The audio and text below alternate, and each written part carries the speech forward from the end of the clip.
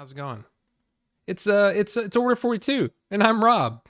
But look, Jim's here, and we're talking Blockbuster today. Hey guys, How's it going, everybody? Everybody doing okay? I'm doing okay. I can't speak for them. Well, I mean, But Yeah, so yes, we're gonna be talking Blockbuster today. I had a really crazy response to my Last Blockbuster video on YouTube. At least for me, again, I'm a small guy. I'm a small, not small like is in stature, but small as in I don't have a lot of subs or follows or anything like that. I'm just a dude doing the thing, right? you're just a dude. Doing the thing for Girl. yeah, girl. Girl. But anyway, so yeah, I thought this would be a fun thing to do. Jim and I had talked about it briefly the other day. It's basically I worked at Blockbuster for a total of like 7 years at 12 different stores. So I loved Blockbuster. I loved it. So we're gonna talk about that. We're gonna talk about that. We're gonna talk about I should say I loved the job. The company was, the company, but I love the job and what the job brought to my life. But we're going to go into other things too. So like, Jim had said, his relationships with video stores and stuff like that. We're going to get into that. It's going to be awesome. But first, I want to say thank you first to Jim for being here and also for letting me know that Billy was beckoning me to his stream last night.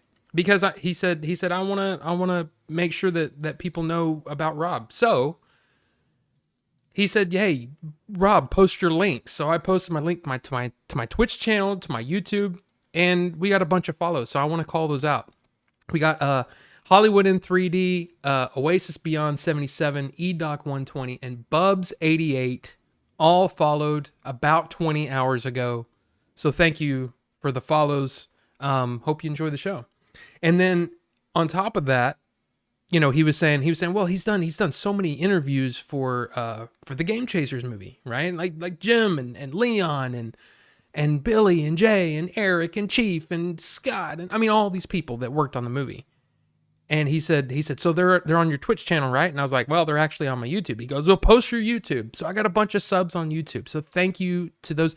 They don't show up the same way. A lot of the names don't show up when people sub, but thank you for that. I mean, really appreciate that. And of course, Rez1198 and Bonobo Juice both hosting me now. So thank you for all of that. The support's amazing. I love it. And thank you for being here. Just thank you for watching. Yes. So, Jim, how do we even get into this? I mean, do we talk? Let's talk about the movie first, I guess. Yeah. Because I think that's, yeah. So what did you think of it? I thought it was a great movie. And I think it told me a lot of things I didn't quite know before. Certainly squashed like the whole well, Netflix killed it. Not really. Yeah. Very interesting. And I really liked how the first half said, well, how'd we get to this place? And the second half was well, now we're at this one Blockbuster, this lone bastion of the Blockbuster experience. Right. And goes into detail on what, how they got to where they are, where they fit in everything, what the legacy looks like, had thrills and spills and chills. I don't want to spoil them for anybody. It's fun. No one dies in there.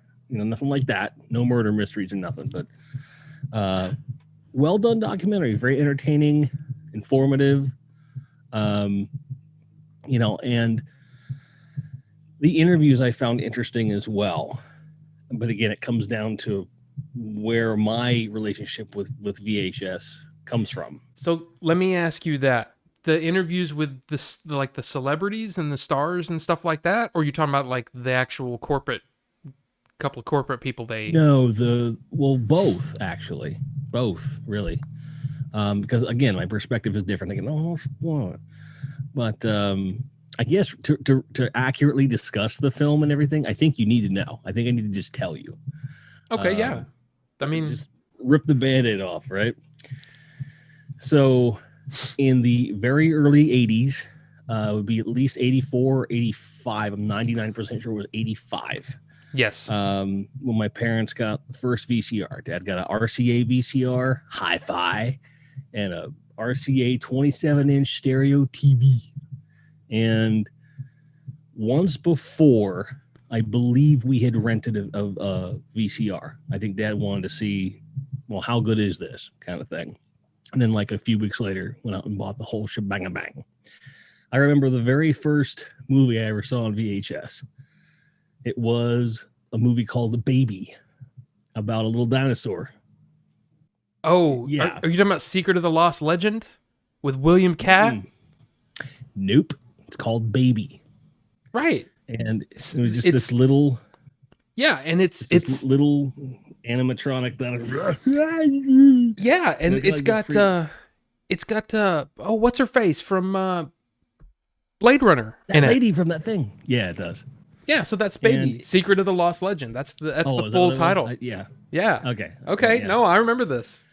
So that was the first one we ever saw. I remember that very vividly. And soon after, like, you know, videotapes just became a thing. Dad like went full bore into it, and he had an officer buddy down the street that had HBO, so they would dub movies for us.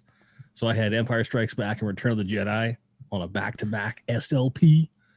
It was prized, you know. In fact, I found it after my mother died. It was still in the cabinet. Most of our dubs were still sitting there.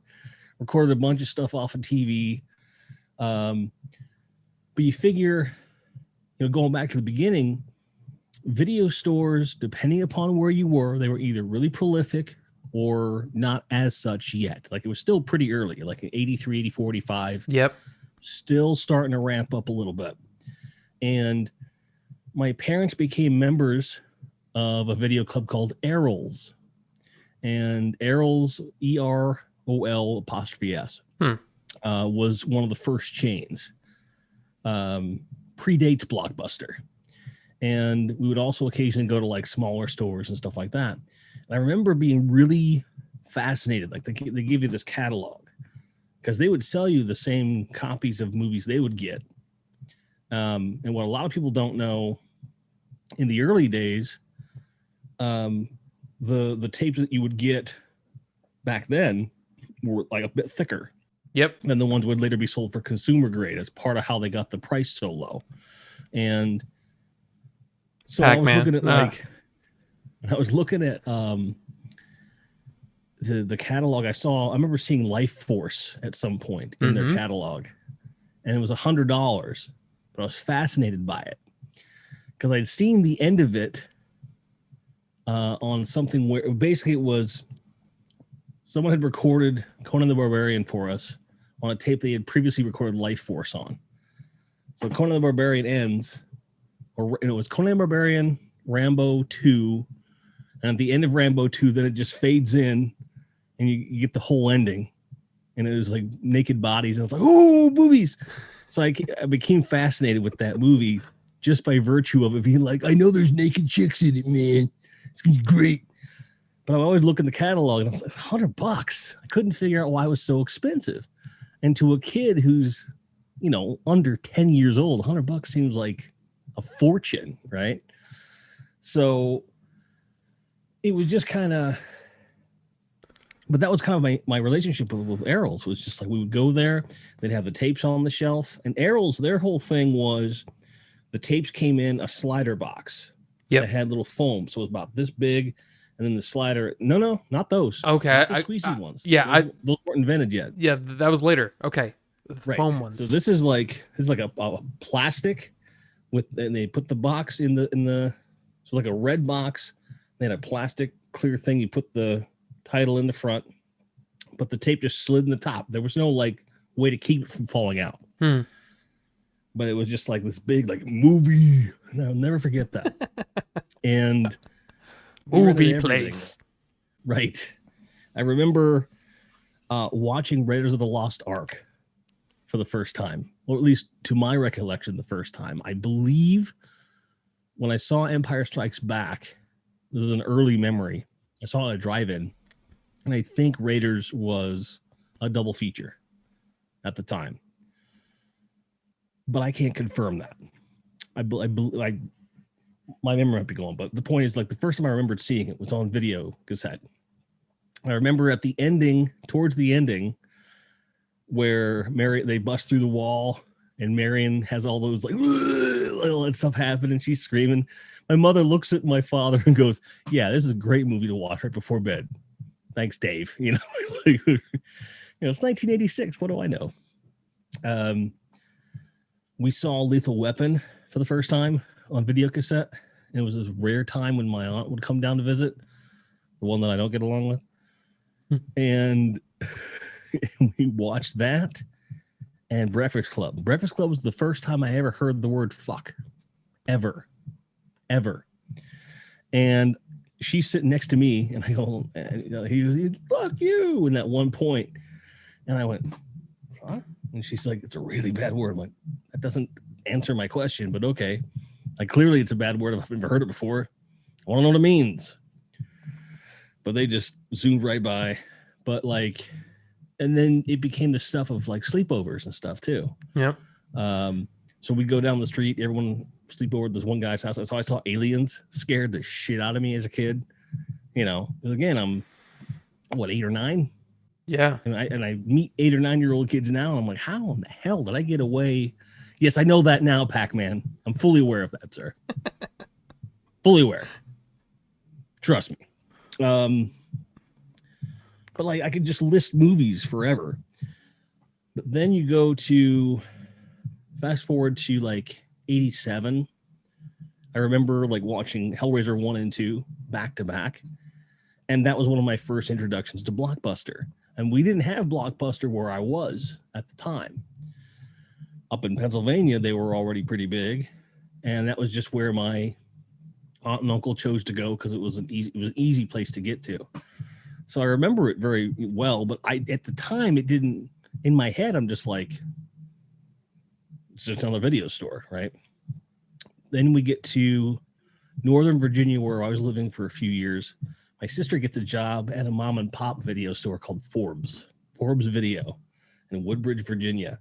And she was there for like, I want to say 4 or 5 years on and off. Bought her first car working there. By this time I had a Nintendo. So now we had free movies all the time. And she would work weekends because that was, when she would get the most hours. And she had a little list of like the games that I wanted, and she'd bring something home every so often. Or she'd call ahead, be like, "Hey Jim, I'm about to leave. Is there anything you want?" Same with the folks with movies and stuff. And like, it was just such a thing for us. Magical time. It really was. But then we moved up to Pennsylvania, like literally next door to my aunt. And my parents, they didn't like Blockbuster. They went to this drugstore called Farmore. They had a video rental in it, or we'd rent from the grocery store. So Blockbuster, for me, was just another option. I liked it. I enjoyed the experience. I remember vividly going through all like the different racks and just finding stuff. But I liked having a lot of different options. And so as the years wore on, and Blockbuster started, it was kind of like the Walmart mom and pop store scenario all over again. Yep. It's exactly what it was. And I had a lot of resentment for Blockbuster because of that. And different places I moved because of the military or whatever, I'd always like, I'm not going to Blockbuster if I could help it. No, I get it. I get it. But then, and again, I'm trying to truncate this down a little bit. We can touch on some stuff later, but when I got to Illinois, so fresh out of the Marine Corps, moved to Aurora, Illinois, the closest video store was a Blockbuster, and they were open for a while. And I would go there, and I liked that Blockbuster. I'd kind of made my peace, because I was a full bore. I was a movie. I would usually go in to buy movies. I was really big into pre-watch movies. Like when I was in high school, I worked at a grocery store. I'd catch my check on Friday on my lunch, but then when I was leaving around 9 or 10, I'd hop into the video section and grab videotapes to buy. In fact, that's where I got The Vindicator, which we've talked about a couple times off the stream. But that's where I got that copy. Good old clamshell. And so it just, I remember going to this video store that was way the fuck out. I don't know why I went to that one. But I think it was because I think my dad did way more research on this stuff than I realized. But he wanted to go to this place that had really good prices, he was told, on used tapes. And I remember him getting really excited because we could buy like a couple of the Star Trek movies for cheap. And we got Star Trek 5, and I think we got 4, and probably 3 at that time. And right around like that 1990s, when tapes started to get really affordable. Like you could get tapes for like $10 at McDonald's with like a Big Mac or whatever. Yep, I remember those days. Top Gun. Yeah, and just everything. Like it was just such like videotapes in general, and watching movies at home was such a integral part of growing up for me. And it's something like the idea of just pulling a movie off the shelf and be able to watch it whenever you want has always been really, it's almost magic. Because I remember a time when you couldn't do that. I remember going to the movies, going to the drive-in, and that was an event too. Like I saw Star Trek 3 in the drive-in with my dad, and we just bought a van, like a caravan, and we had this booster seat and just a little pillow, and you just put it on top of the thing, and so I'm sitting eye level. And my mom used to have this Tupperware container. It was like the shape of an ottoman, and we would always put potato chips in there rather than keep them in the bag, which I never understood until Chip Clips came along, and I was like, oh, then we started doing that. But we had all the snacks, we had everything, and we're sitting there in the drive-in watching Star Trek and bonding. So I think in a lot of ways for me, watching movies, especially watching them on video cassette, reminds me of my dad, my family. Like some of my, those are the times we'd all come together and do stuff. So although I've kind of got that corporate blockbuster, there's some good memories for that too. But what's interesting to me is I have so many different video store experiences in my memory, so many different like sights, smells, sounds, whatever. To hear people talking about Blockbuster like it was the only video store that ever existed, it kind of pissed me off. I'm like, look, motherfucker. Like, I know this is the last Blockbuster. Like, I get it, right? Like, I get it. But the video store experience in general was way vaster than that. And so I was a little off-put by it. But I slowly, I was like, you know what? Blockbuster is Blockbuster. Blockbuster was good when you got to a good one. And especially knowing the backstory, it softened me a bit. But the whole time, like, every time I'm like, oh, Blockbuster. And I'm like, why don't you just say video store? Why you gotta be like that? Like, well, like I'm over here, Karen. I think it just became that because, they kind of like came Xerox in. Yeah, it's like how I described it was Blockbuster was like a virus, that took over all of these mom and pop video stores. And it was just soon there were no other video stores. There were just Blockbusters. I mean, there were three. There were 3 in my town. I will say this, though. At least the last video store chain store that's open is not a Hollywood Video. At least there's that. At least we have that going for us. I thought Hollywood Video was gone. It is. I'm at least the last Blockbuster is not the last Hollywood Video. Right. There's still Family Video around. I see those sometimes. Well, they're closing down too. They're closing all of theirs down too. Yeah, I have one really close to me, and it's right next to a Papa Murphy's. The closest Papa Murphy's to us. So I never set foot in a Family Video. That's your fault then. But it was one of those where, it was right next door to a Papa Murphy's. So, well, yeah, and that's a good, yeah. I was going to say, that's the thing. Once, if you've worked at Blockbuster for, well, especially as long as I have, or I had, um, you know where to go for stuff. You know, like I had like our vendor that we use to get like special orders and stuff. I set up an account with them and I was ordering direct from them. So if I wanted something that was rare and hard to get, just go there. But Nice. um but yeah, really quick, Eagle and Vicky are back again. Yeah. Hi. Hi. Jim was in the middle of I a see ya. story and you know how he gets. Right. I'm just kidding. but No, you're dead right. but no, dead right. Pac-Man, you worked at Hollywood Video, huh? Really? That's interesting. I mean, I've never met anybody that worked at Hollywood. I just known. I did. I met the people when they worked there, but I didn't like become friends with them or anything. Yeah.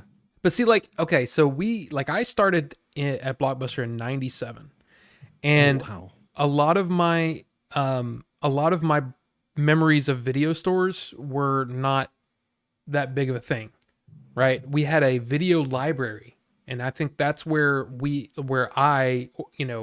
rented movies and stuff, that's where I would get Star Wars over and over and over again, is from that place. But then there was another place that was kind of behind the video library, often these little, it's a weird area where they almost look like log cabins or something that's all made out of, anyway, it doesn't matter. This is what, Middle Grand Prairie, wherever it is. The buildings are still there, the video store's not. But that's where all of that stuff was. And then the Jar Nintendo that inspired Billy was closer to my house. So it was kind of on the way. That was a gaming only store. But Video Library was your typical mom and pop video store with a bunch of movies. You had the beads, the room with the beads in the back, and I'd be like, "Oh, I'm just looking." And as I'm walking by, I'm looking, try to see a glimpse of something through the beads. Right. Because, I was a, young kid, curious, all that kind of stuff. But yeah, so I started in 97. Jay started at that Blockbuster shortly after I did. Literally within a couple of months.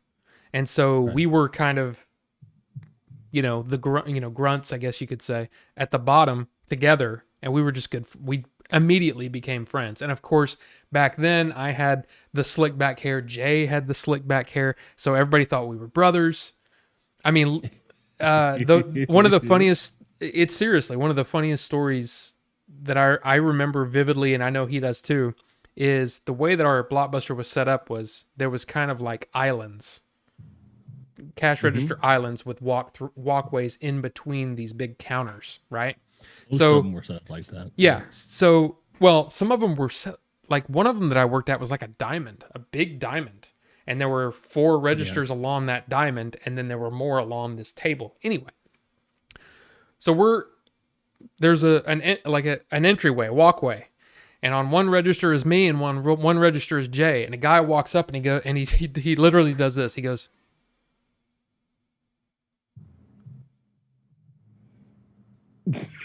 and yeah, I know and one of us, I don't know if it was Jay or me, but one of us said, we know we look very much alike. No, we're not related. What can we do to help you or whatever? You know what I mean? It was one of those things.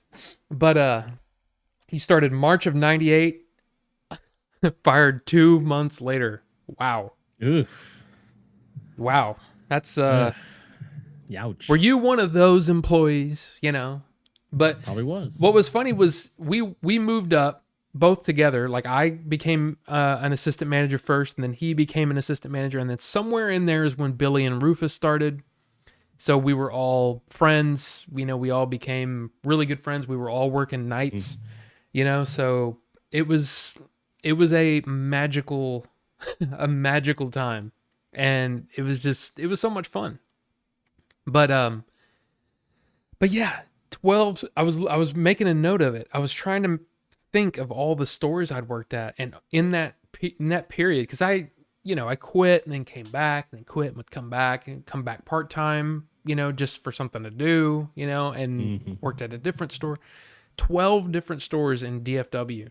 3 in Grand Prairie, 4 or 5 in Irving, which is where Texas Stadium where the Cowboys used to play was in Irving.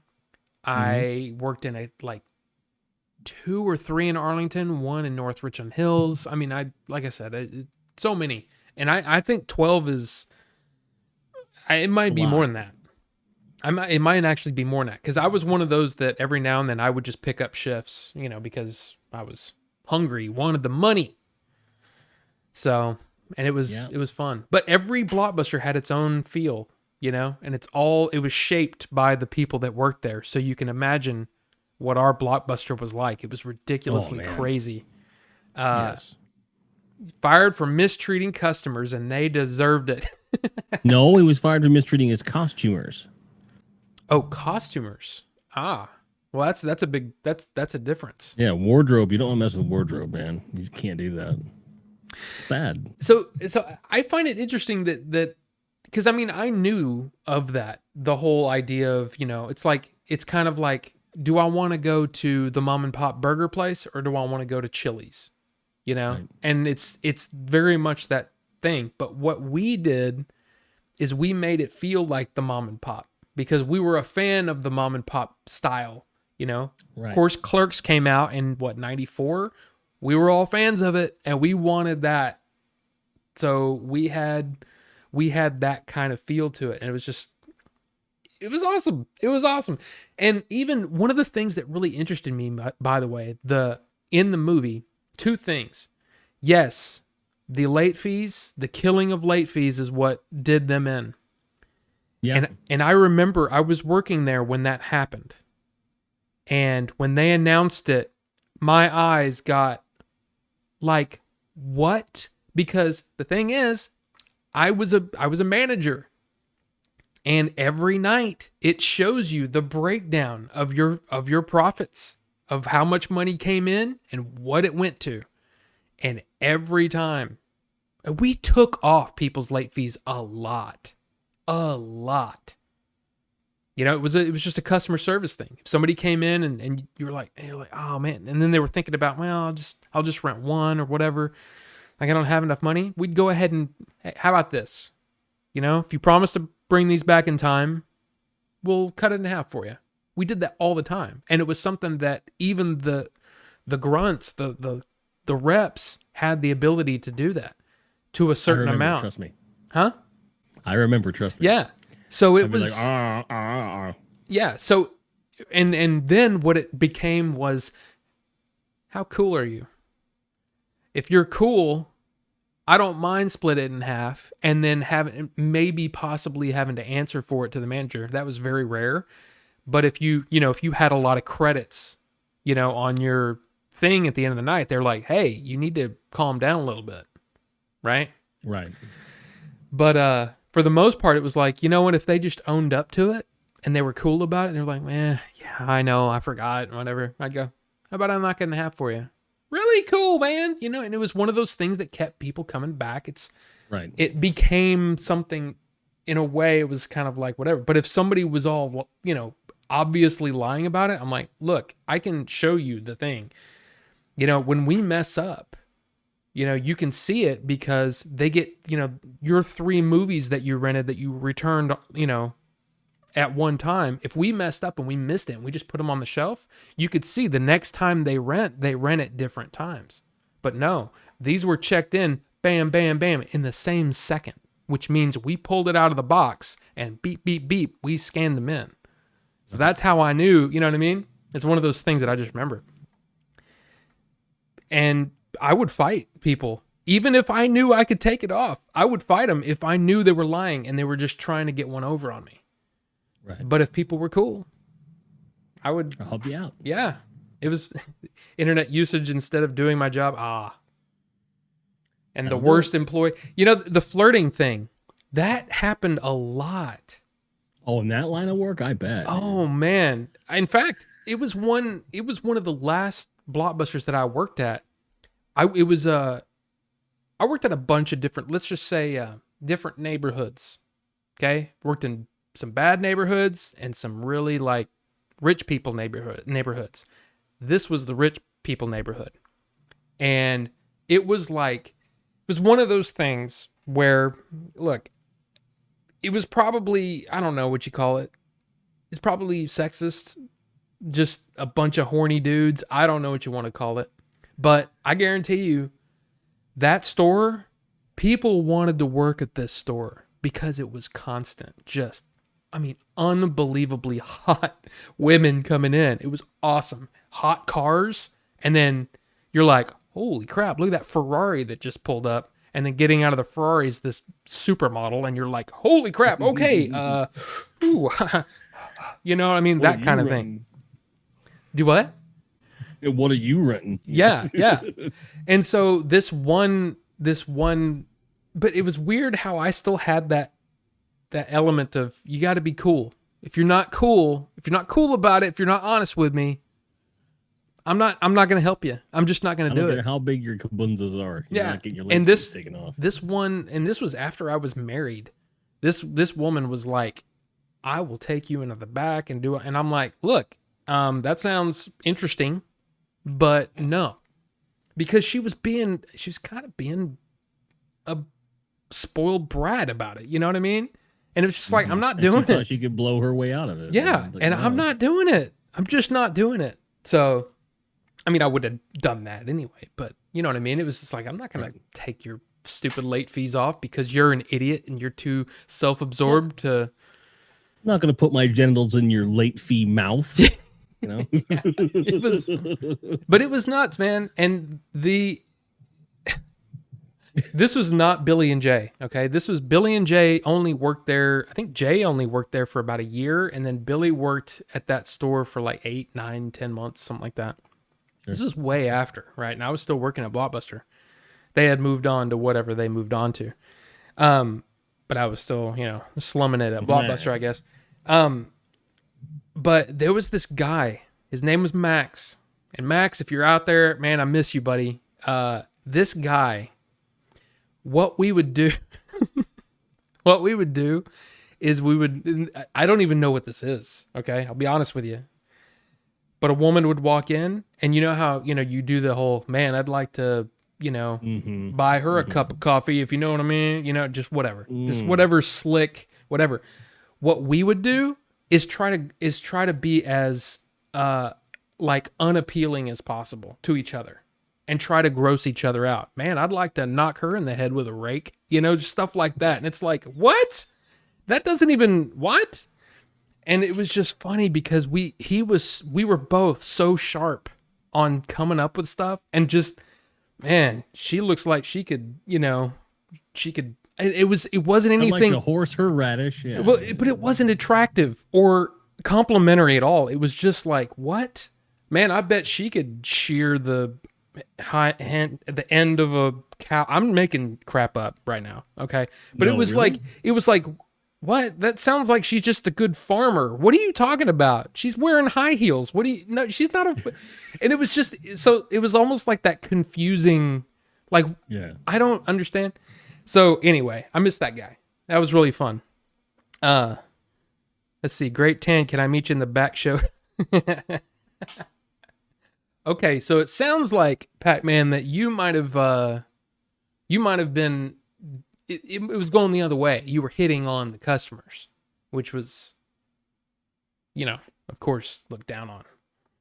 A little bit. Yeah. When it goes to that level where you actually close the store to get laid, I mean, yeah, I can imagine why you would get fired for that. Yeah.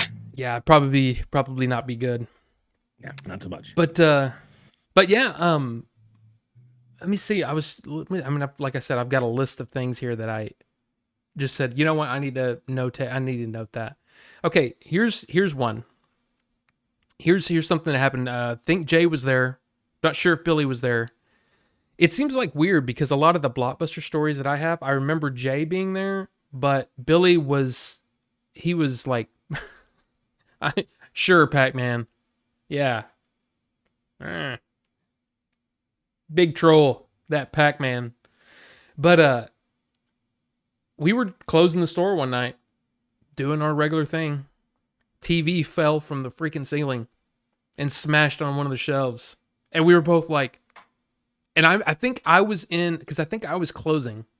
And I think I was in the office, doing the whole counting the money and writing the thing, whatever we used to do. I can't even remember. Um, but I remember hearing it, and I'm like, what the? And then I go out and I see the pole with no TV on it, and Jay like, like what? And I'm like, what did you do? And he goes, I didn't do anything. The thing fell.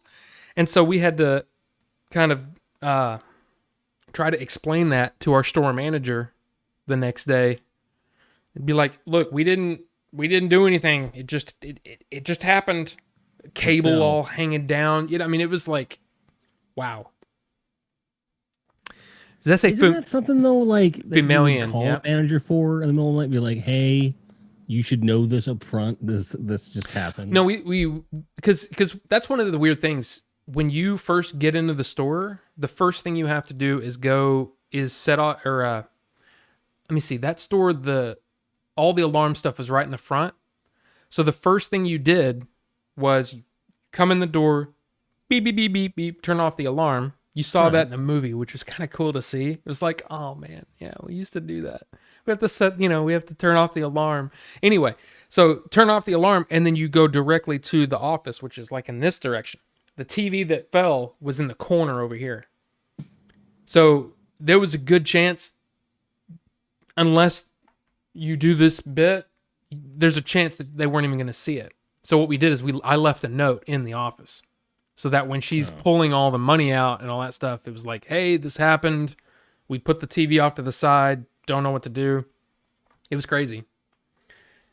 But I mean, it's just great that happened when no one was there, because it fell directly on shelves and broke shelves. Can you imagine like a customer getting hit by that? No, I can't.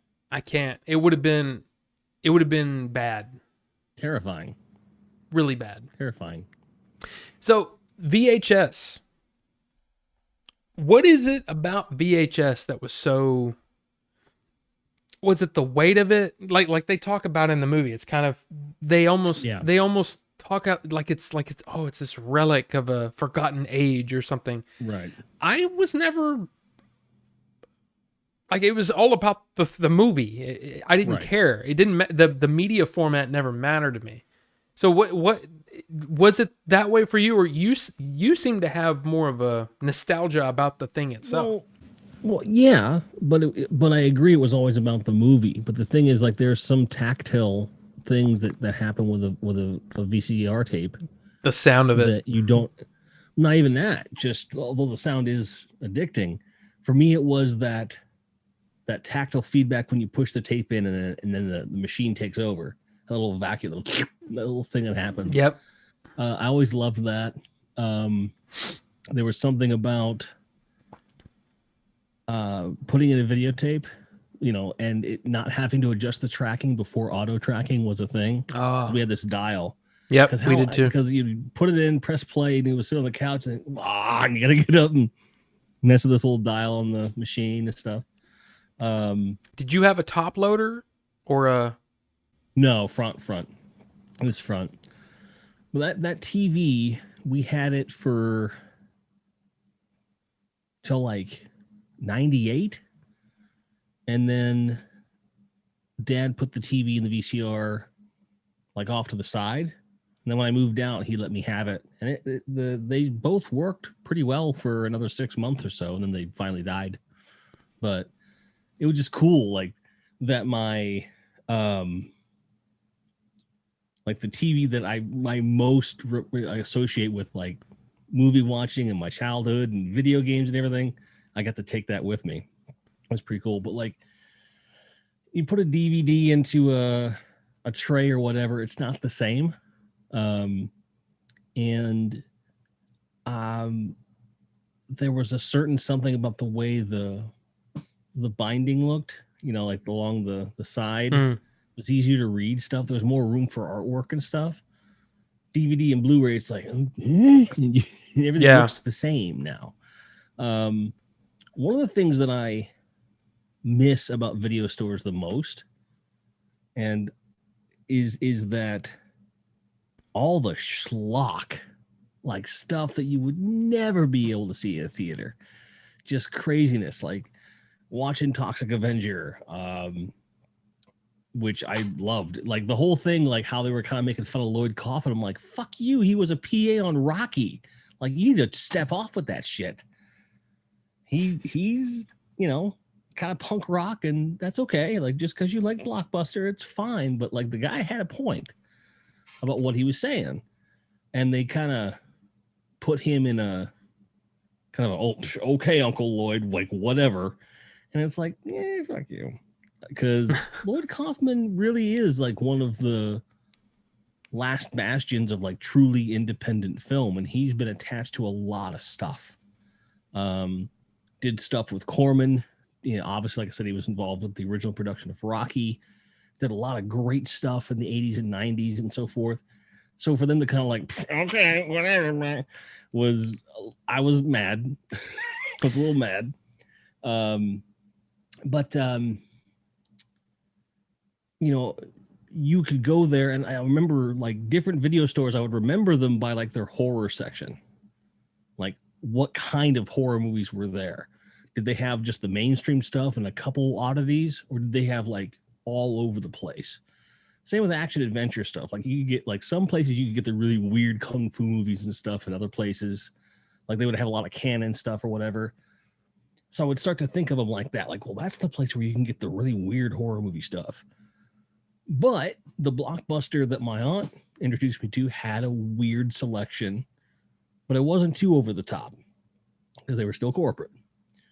But if I would go to Farmore or Forbes or any of these other little mom and pops, you could get anything, and you wanted to see if they had it, because they're right. There's nothing worse. You're like, okay, this week I'm going to see, whatever.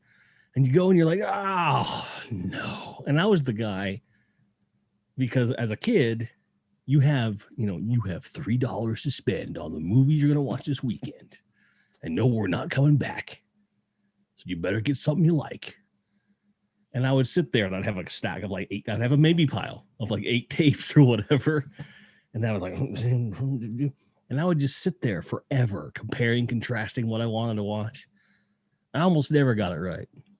Sometimes you get lucky and you get like just the trifecta of like great movie after great movie after great movie. And sometimes you're sitting there going like, oh my God, by the end of Friday and stuff.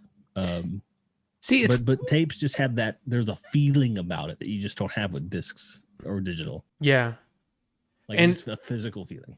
See, I'll just real quick. I just want to say that I had the and Octavius. I will answer you on that one for sure. We had the top loader. That was our first VCR with a remote with a long cable. Mm-hmm. And so you could do the play and the pause and rewind from there. That was an interesting thing. That one we had to do the tracking manually. That one was an interesting one. And then, of course, the next ones we had are the ones that, it's got the little grabber that brings it in.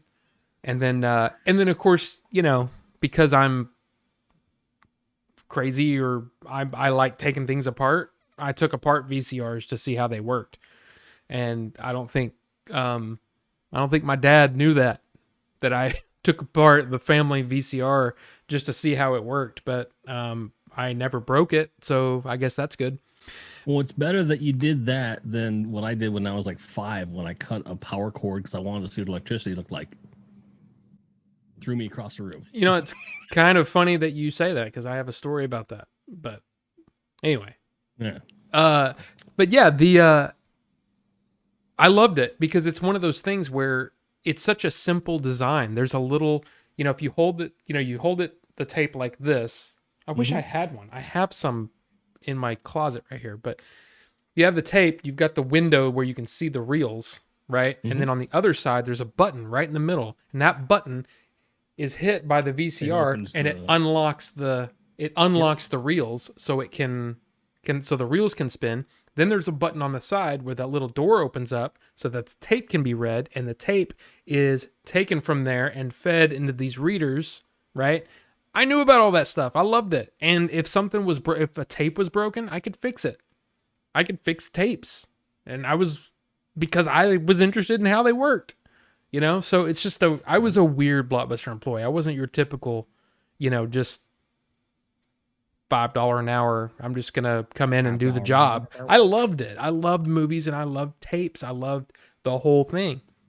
Now when DVD came out, there was very few DVDs when Blockbuster first started. They dipped their toe in every now and then, and they would get, I don't know, I can't remember what the first DVD we got to rent was, but I remember it was kind of like we'd get so many copies of the VHS and 10% would be DVD. So we had very few DVDs. That was a weird transition period too. Mm-hmm. Like I remember that when you go to rent, it would be like, which way you're going to rent. I got my first DVD player. I remember the first DVD I ever saw, and I was like, wow, that is a lot better. It was X-Men. I hadn't seen it in the theater, and a buddy of ours had one in his barracks room, and it's like, hey, you want to watch a movie? Sure. But at that time, like, say 99, 2000, 2001, that was a weird period for video stores because they had both. And after a while, wasn't too much longer, a couple years later, VHS was gone from rental stores because DVDs had caught on. But like in 2001, we got our first DVD player. Got it for $60, which back then was really, really cheap for a DVD player. Walmart special Apex. Remember that brand, Apex? I do remember Apex. In fact, I had two or three of them. Big box monstrosity DVD player. And they did have a lot of nostalgia because again, this is the early model of that technology. What was cool about that is that when you ejected the DVD tray, and they had like a little, it was like the reverse of what the VHS they would And I always kind of like when the DVD tray would close, it always reminded me of that scene in Empire when Vader's helmet comes down and it has like the little vacuum seal. It's kind of nifty to me. And getting a DVD at a reasonable price was hard for a long time. Like it was just, they were not cheap right away, although they should have been because they were so cheap to make even then. Yeah. Well, I mean, yeah, it's just like anything that first comes out and everybody's like, oh my God, and then they just said, well, people will spend $200 for these things. But I remember my first DVD player was $300. It was like $380. Oh yeah. And it was a dual disc player. It had one tray that came out. You put one disc in, you hit 2, and then the empty disc would come out and you could load 2 DVDs into it. And I had a DVD changer at one point. Yeah, I did too. I had a 5-disc. I got it in 2003. And I bought a surround system, but it came with this changer. And I had that receiver up until probably 6 years ago. I had it for a long time.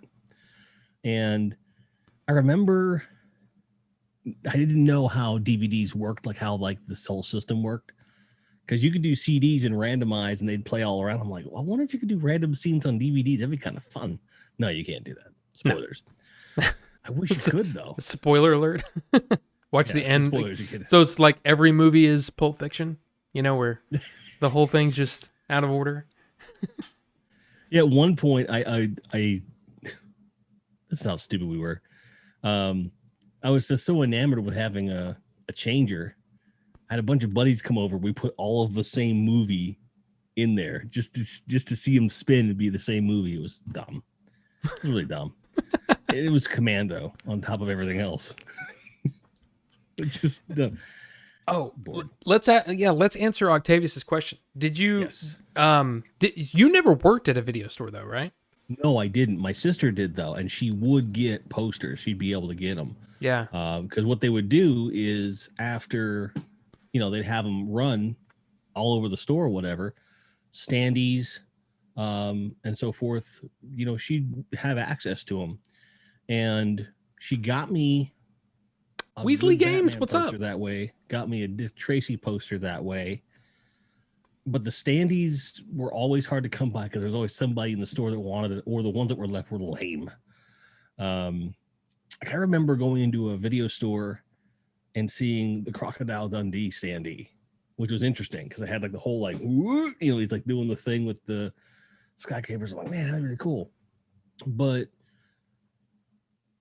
it was something where, because I got to see it from the other side with my sister working in a video store, you kind of knew that, well, that's their realm. Like the employees kind of, they got that. But anything that they didn't claim, they'd roll up in a tube, put a rubber band on it, and sell it for $10 or whatever. Yeah, we would just give it away. Store. Yeah. And it was, but that was the thing. Like it was this different, like even going to like a Suncoast Video, was just a movie buying store. Focus. There you go. There we go. They're nice. They're nice. That's what all the managers had. But anyway, sorry. Go ahead. That's pretty cool. But they would have like movie posters and buy movies and stuff. What was interesting to me was that going to a Suncoast, the selection, although good, it wasn't as good as some rental stores. Like, how can like a dealer of movies not be on par with like this hole in the wall place I can go down the street to? I remember specifically, there was one video store. It was a mom and pop. It had the beads. The whole thing was on a corner, and a few doors down was a music store that I went to all the time, because by then I was getting into drums and stuff. And sometimes I'd swing by there and rent something. And they had a really obscure library, right? All over the shop. And I got The Gate 2 because someone said that was just schlocky and funny, and it is. I've never seen the second one. It's funny. It's funny. I don't want to spoil it. It's crap, but it's funny. Because they kind of played up the humor in the second one, and it's the same guy too. So it was interesting. You go from him being a kid, now he's a teenager. Steven Dorff, like angsty. Yeah, and he's like this angsty teenager, like. But I also got this videotape called Death Scenes, which was all it really was a videotape. Kind of, they documented this photo album from the 20s and 30s crime scene photography. As you can imagine, it's pretty garish stuff. But they had Anton LaVey from the Church of Satan narrating it, because he claimed to be a crime scene photographer back in the day. Spoilers, he was not. The guy was a liar. But he's sitting there describing this to you, but he sounded bored as he did it, because I'm pretty sure he did it for the paycheck. But it was interesting. It was just one of those things. But those are the last two films that I rented from that place. And I remember distinctly, I had them. They kind of got lost, and I moved a couple times. And then one day I was nearby there, and I went in there to rent something.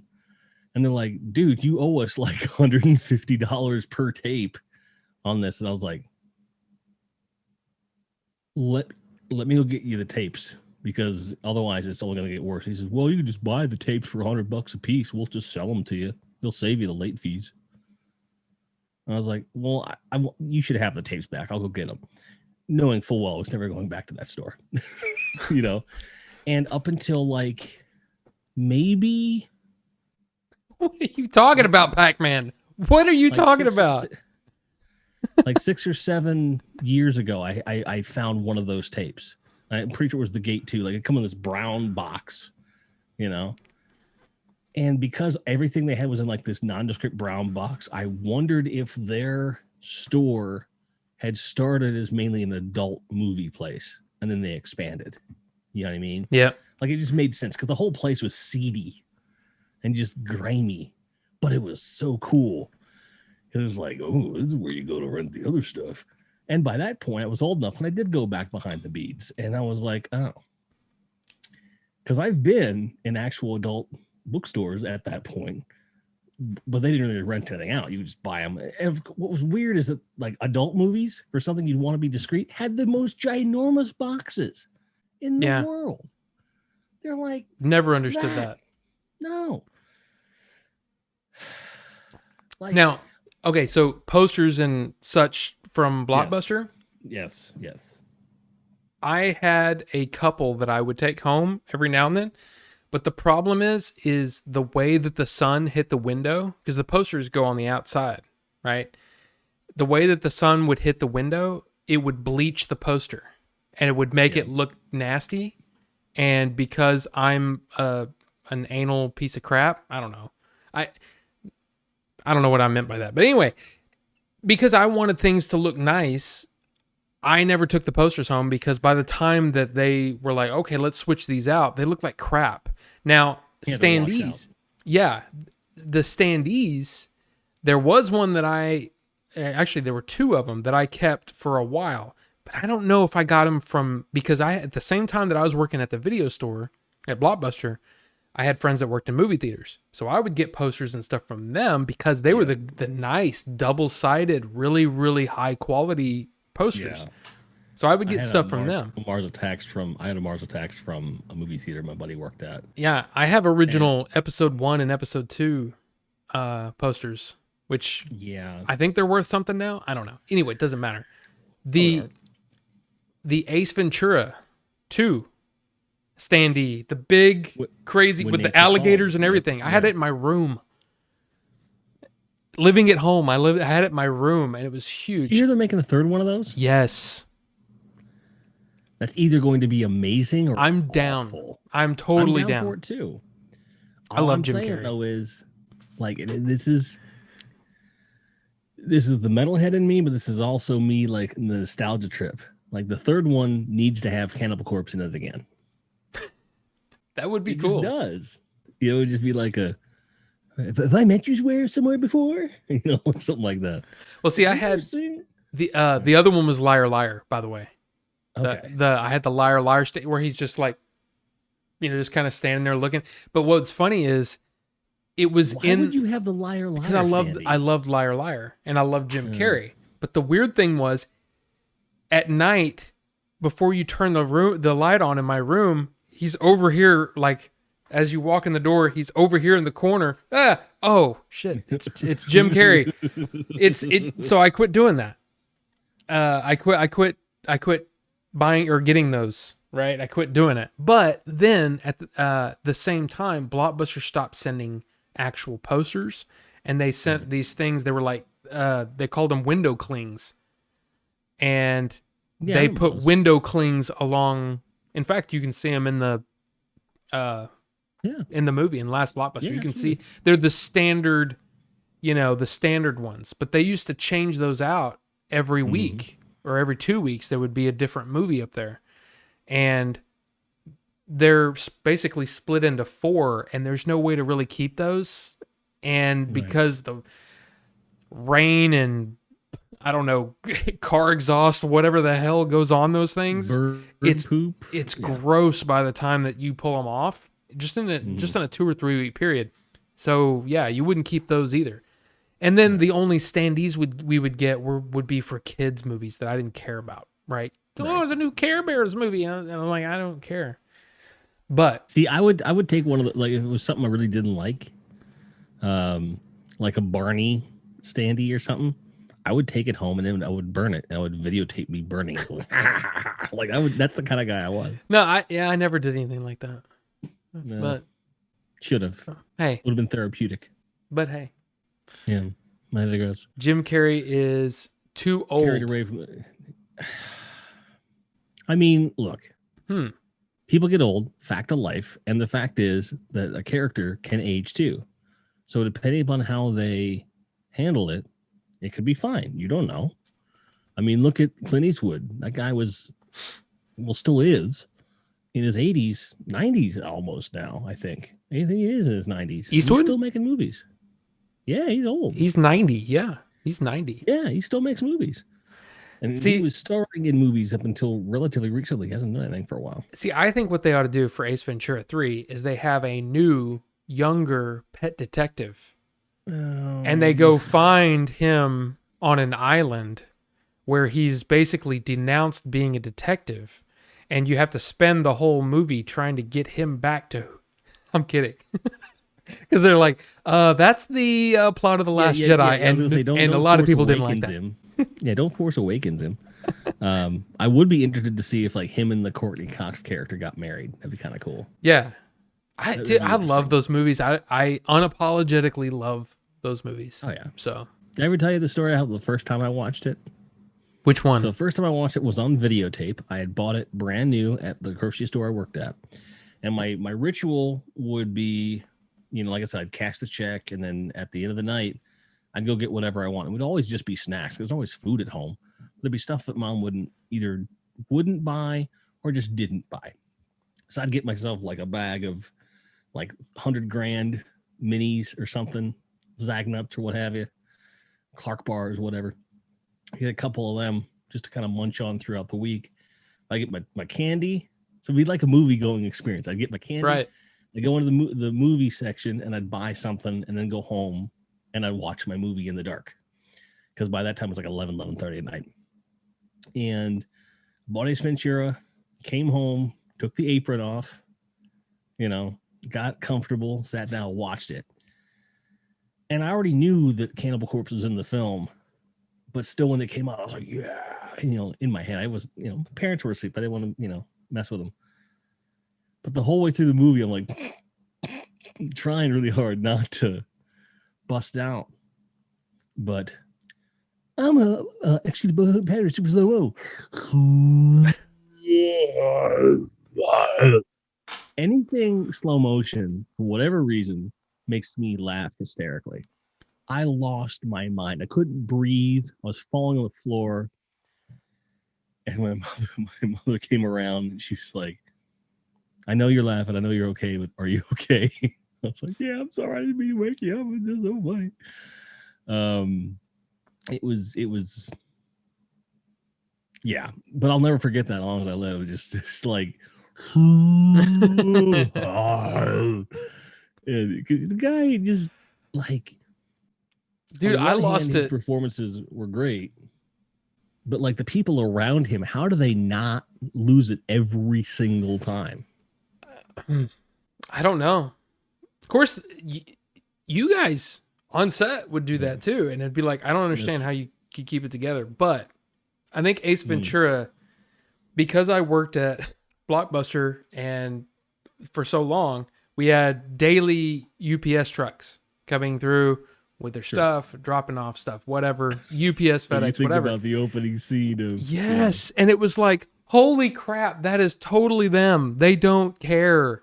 They're just bang, I literally would see the guy jump out of he'd pull up, right? So you can see through, right? The what is that? The cabin, what do you call that? I almost said cockpit. The back. That's not, no, the front where he's driving. You could see him jump up, go to the back. You would hear the door come up, and then you just see a box fly out onto the pavement. And I'm like, what if there's something like important in there? Whatever. But sounds broken. Probably, sir. I bet it was something nice though. It was so good though. It cracked me up. But there's something I want to go back to. Something you said was that Blockbuster, for the most part, they had a limit to what they would carry, and almost like you saw that there was definitely a desire to appeal to as wide a range of people as possible. Like they weren't like a Hollywood video, which would like not stock certain things or edit movies, at least not at the time. But there was certainly a lot of schlock and crazy horror. Like the first time I ever saw the Sleepaway Camp cover was at a Blockbuster. Yep. And that movie, like, if you haven't seen that, folks, don't look it up. Just watch it. I don't want to spoil it. It's a decent slasher. But yeah, so you'd see like that kind of stuff, but you could almost tell like, okay, there's a certain line they're not going to cross.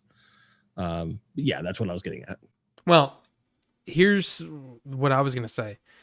One of the things that, because I was such a big movie dork and I was the only person that I knew of and I think the store manager knew that I was the first person to have a DVD player, because I remember Billy and Jay came over one night and I was like, dude, look at, you can skip chapters, you could whatever. It was Ghostbusters, you know. So look at all the things. I want to say it was like Ghostbusters and Stargate or something. I don't remember. Anyway, my my store manager said, "You're a big fan of DVD, right?" I said, "Yeah, I love it." She goes, "Okay, we only get a few movies a week, but I think we need to really branch out and get more. So do me a favor, and during your shift tonight, go through the catalog and just order a bunch of catalog movies so we can stock them and rent them in our store." And it became, that was in 90, it was before real DVD was really taken off yet, you know. Everybody was Right. kind of like, DVD sounds cool, but not a whole lot of people had bought in. I Right. basically went through there and picked out all the movies I wanted to see on DVD. Bam, Mm-hmm. bam, bam, bam, bam. And it became a habit that I kept on doing, that if there was a movie that I knew that was coming out, I would look to see if it was on order from, you know, all, cuz there was a, it was a thing in the stupid Blockbuster system, which you see just tiny glimpses of the system in, which is so crazy. Yeah. They're using the same system from like 25 years ago. The But thing is, DOS-based database systems are just they're reliable. They're like a tank. You can't crash those systems. ugh, I was They just work. blown They away. just work. But anyway, there was a thing on there that could show you, okay, here's, look up this movie, and it would show that it had a release date, and then you could see the on order from corporate.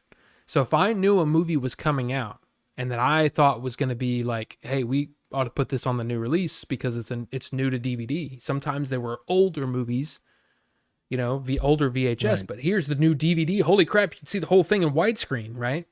I Right. would go through and I would just order them.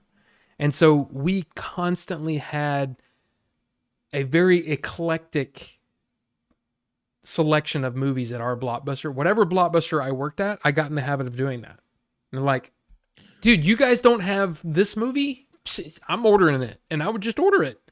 And I got to Right. where I was doing that for my store because I What looked I at it as find my interesting, store. right? You were curating, which is, but most of those stores didn't really do that. Yeah. So what I find Nobody interesting is that cared. like what a lot of the mom and pop stores did, and some Blockbusters clearly, because I can guarantee you the one where I saw Sleepaway Camp, that was because someone ordered it. They wanted it on the shelf. You know what I Yep. mean? It's not something that Blockbuster Corporation were like, well, you need to have Sleepaway Camp. You're like, no, not. So you could tell that particular one had some juice, right? But you could get all this weird, schlocky, you know, shoestring budget horror movie, comedy, whatever. But as time went on, remember early Netflix where they had like Mm-hmm. maybe 80 top tier films and the Yep. rest was just anything. It was like the second coming of shooting straight to VHS, Yeah. you know. It was, there was some Um, trash on yeah, Netflix. but fun trash. You know, like I like that kind of stuff too. Like cause you know me, I love to laugh at crappy movies all the time. I mean, hello. But I thought that was interesting that like you like that. It made But I me thought it was cough. interesting that like the streaming services that were poised to, you know, be the next thing followed a lot of the same model, you know, Yeah. because I did do Netflix for a while. I did Gamefly for a while. Gamefly I didn't like that much. Yeah, I mean, neither. But it was convenient though. When you rent something, you're like, yeah, I'm going to keep this. And you could get it for pretty cheap. And they would just mail you the box, which was always cool. Like, cause that was a big thing with like GameStop and stuff. And still this day, like you'll order something used, like you don't know if you're getting the artwork or not. Like I have about 4 or 5 games I got last year on a good price. And they're in like crappy boxes with no Yeah. artwork. So I have to print them out. I hate doing that. But you don't really have that problem with VHS. Most of the time, if you buy it used, in other stores anyway, you either get it with the clamshell that had the cover on it, or you get the original box with the, you know, like the squeezy, like it would be there. But DVDs and games, usually you don't get the original artwork. You just don't usually, which is like, ugh. And It's funny you brought that thing up about VHS with the heaviness. And I was just thinking, I was like, yes, because I remember the first copy of Star Wars that we bought was like twice as heavy as the next one that came out. I guess it was just less expensive to produce. But anyway, sorry. yeah, I kind of sidetracked you. but yeah, like the tape would be one of two things. Either, and I'm not sure which, but but it could be a combination of these things, where they would transfer it at a slower speed, so there had to be more tape on the spool, and or the tape itself was thicker, right? So like the ones you'd get at McDonald's would be like thin tape recorded at high speed just to get them out there, right? Yeah. And those tapes would go within like 5 years. Yeah. They just wouldn't be that good. Or you could snap them really easily and stuff. But there was clearly a lot of different QA going on with videotape. Like that was obvious. But I remember too, like the first Star Wars trilogy we got would have been I took this out like I could still hear you, but go ahead. yeah. I don't know if it was like 89, 90 something. It was like the first time they put it out as a trilogy, you could just buy it in the one box. But this is before the THX ones. It was before that one. Way before that one. But I had that exact same set. And I kept them. I got rid of them in 2018, actually. I had them for that long. Oh, I see what you mean. Yeah, but the first one my family had was the old CBS Fox release, and the top would come. You'd have to pull the top up. It was like a sleeve, and had this little, and then the little wings would come out, and you had the 3 in there. But it had the CBS Fox releases would just have like the black binder with the white writing, Star Wars Empire. That's what that was, and I remember being really taken in. But when that THX widescreen, did you just break something? No, go ahead. All right. When the THX widescreen version came out, like that was the fall of '95, because that was when I just got out of high school. My parents got me that for Christmas, and I was like happier than a pig and shit. It was great. I was like, widescreen, yes. I was that kid, just like you. I want to see the whole movie. Hold on, Zack Snyder. It's so funny too because Bucho was on the Discord today. Was talking about like he said, "Why is the Falcon and the Winter Soldier in 2.35 to 1?" It's like don't they know that this is for a 16:9 screen at home? What the heck? And I'm like, dude, don't even start. Don't even start. But holy crap. Okay, so I opened this up just to pull out the tape and look at it. But look at what's in there. The receipt from Incredible Universe.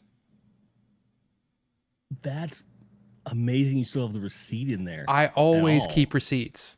And I just, like DVDs and stuff, I would always just open it up, put it in the thing. Because it was fun to see where it came from and how old it was. So this was used games have the receipt in the thing, yeah. So this was July 20th, 1996 is when I bought this. So you got it late because it came out. It was released, I want to say Black Friday, Christmas time, 95 was when it came out. Like they had announced it for the end of the year and stuff. Wow. Incredible Universe.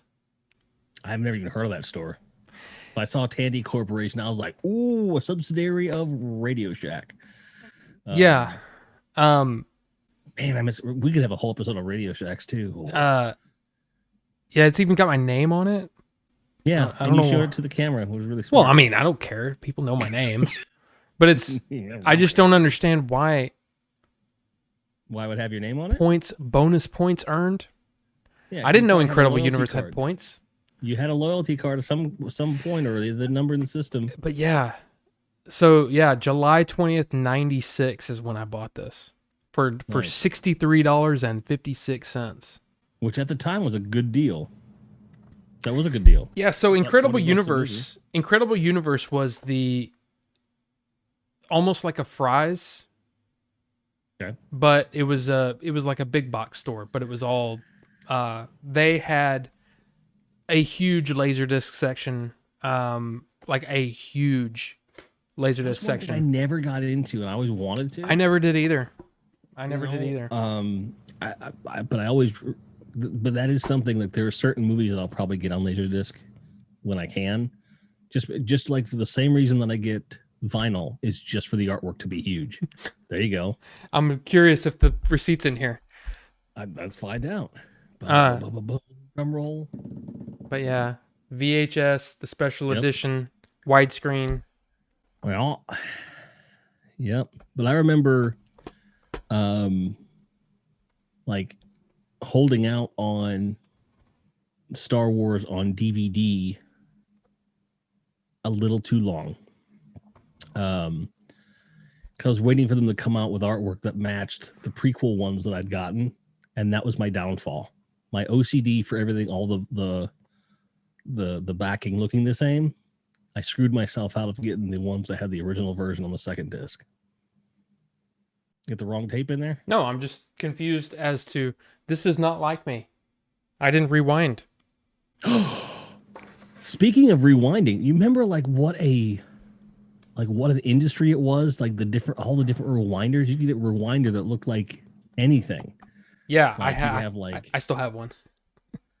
I did for a long time until it broke, and it's something I would probably buy, but you had to be careful because you had to get the nice ones that would slow down at the end. Yes, because it would just because I remember rip them right off. Cheapy one. Yep, we had a cheapy one we bought at a yard sale and ripped a tape. And I was like, oh, well, and that's what I was trying to. I was hoping that that's why I opened the Star Wars one. Is I wanted to see because that's okay. So I've been converting.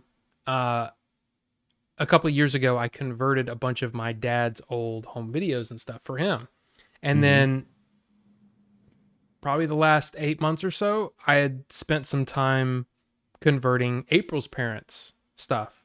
Right, so I had a VHS set up with the connection into my computer, so it's all digital. I've already done it all.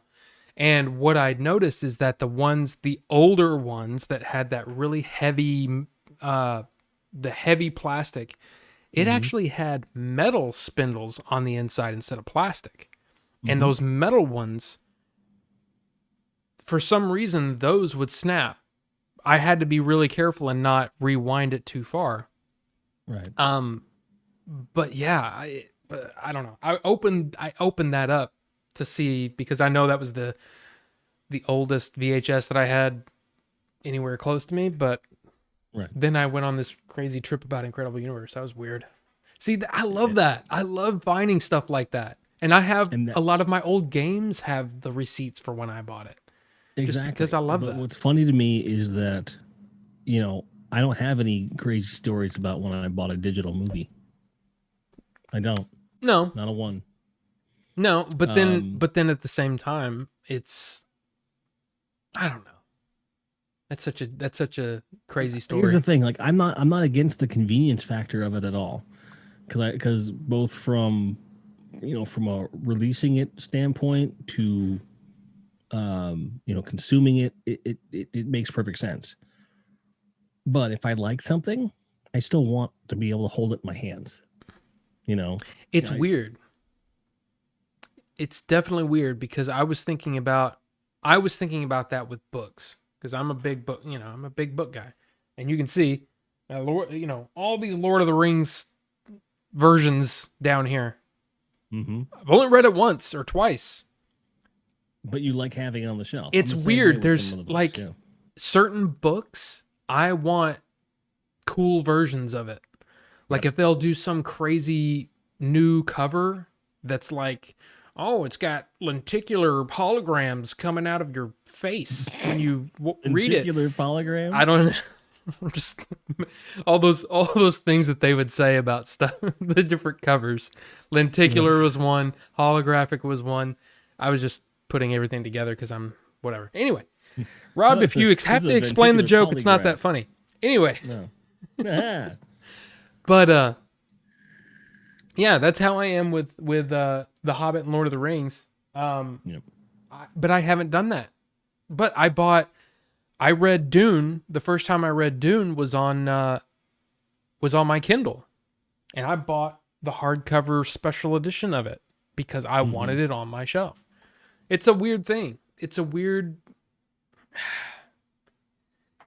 I mean, yeah, we can totally get into that if you want. Oh, The absolutely. benefits of physical versus. But see, that's the thing. How many times? Because there's always that doomsday sort of scenario, right? Right. Where you're like, well, I lost my internet. Me, if the only time I lose internet is when I lose power, and in that case, the physical copy's not even going to help me. So it's one of those weird situations where, in a real Well, life usage case, there's a lot of chances or a lot of cases, not cases, where it may not work. Like I brought up the example about video games, having a physical copy of a video game. right. What happens almost every day that a video game is released? There's a patch that fixes a bunch of problems with that's on the disc. So if you have the physical copy of a game and then you try to play it 20 years later, it's going to have all of these crappy bugs that were fixed in the day one Right. patch that you may not have access to anymore. Yeah, but look at like well, that's why I'm not as enthusiastic about it when it comes to newer stuff. But like, cause like the example I always give is Street Fighter 2. They had different editions of it, Right. and each edition they had some bug fixes and they changed timing and stuff like that. So there's like was like 7 or 8 different versions of Street Fighter 2 on Super Nintendo alone. It's crazy. Yeah. But that was the patch in the day. If Capcom was smart, they would have had a trade-in thing where like, you could bring us an old copy of it. We'll give it this one to you for $10. So they get to recycle the materials and stuff and just put out more copies of it. But when it comes to like you mentioned, like the power going off. Well, I have a battery backup right next to my PC, and it can run this whole setup for like 8 hours. God, how expensive was So, that? $400 or $500. Jeez. Okay. Yeah, it's heavy too. It's like 65 pounds. Oh my God. Okay, Crazy. so you got yeah, you definitely went for the heavy I got duty. one that was meant for a server farm. Wow. Okay, so you're serious. You're definitely serious Well, about it. You remember when I told you how much I paid for that PC? It's like, well, I want to make sure it's protected. Right. Yeah. Right. Did I tell you the story about how when I got it home, we carried it all up the stairs and I was like, okay, go to plug it in, and it's got this big industrial size plug. I'm like, no. And I looked it up on Amazon. I got an adapter. It came like 2 days later, which was fine. But in the moment, like I thought I'd ordered everything I needed. Nope. Needed a plug adapter. And it's garish. It's like this big, the converter. Like I'm looking at it right there. It's just sticking out like a wart.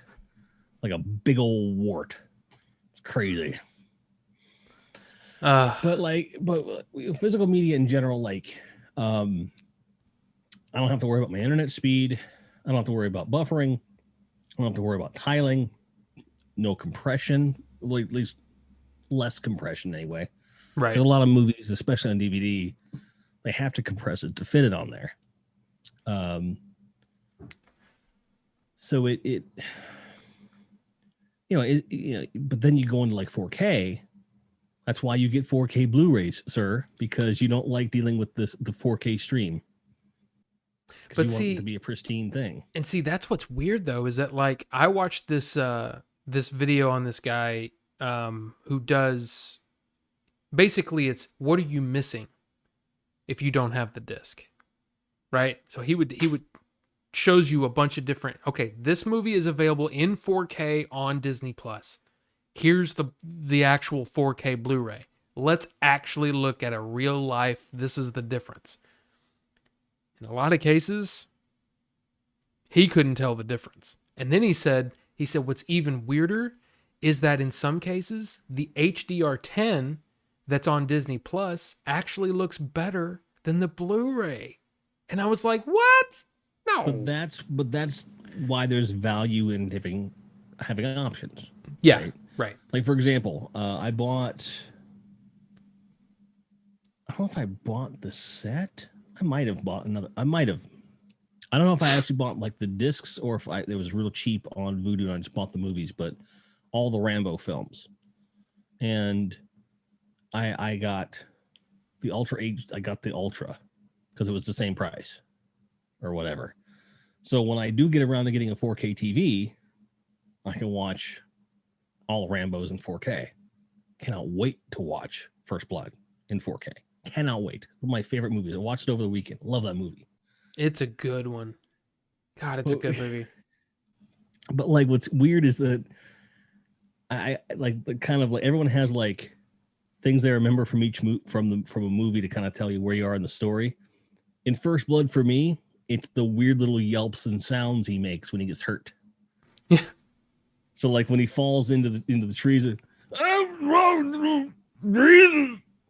And I looked, and the captions on this digital copy, it does say Jesus. I never saw it in a closed caption before. I wasn't sure if it was going, or we actually said Jesus, and the person whoever did the coding for that decided that. Also, Prime Video. I don't know who does their captions or subtitles. They're awful.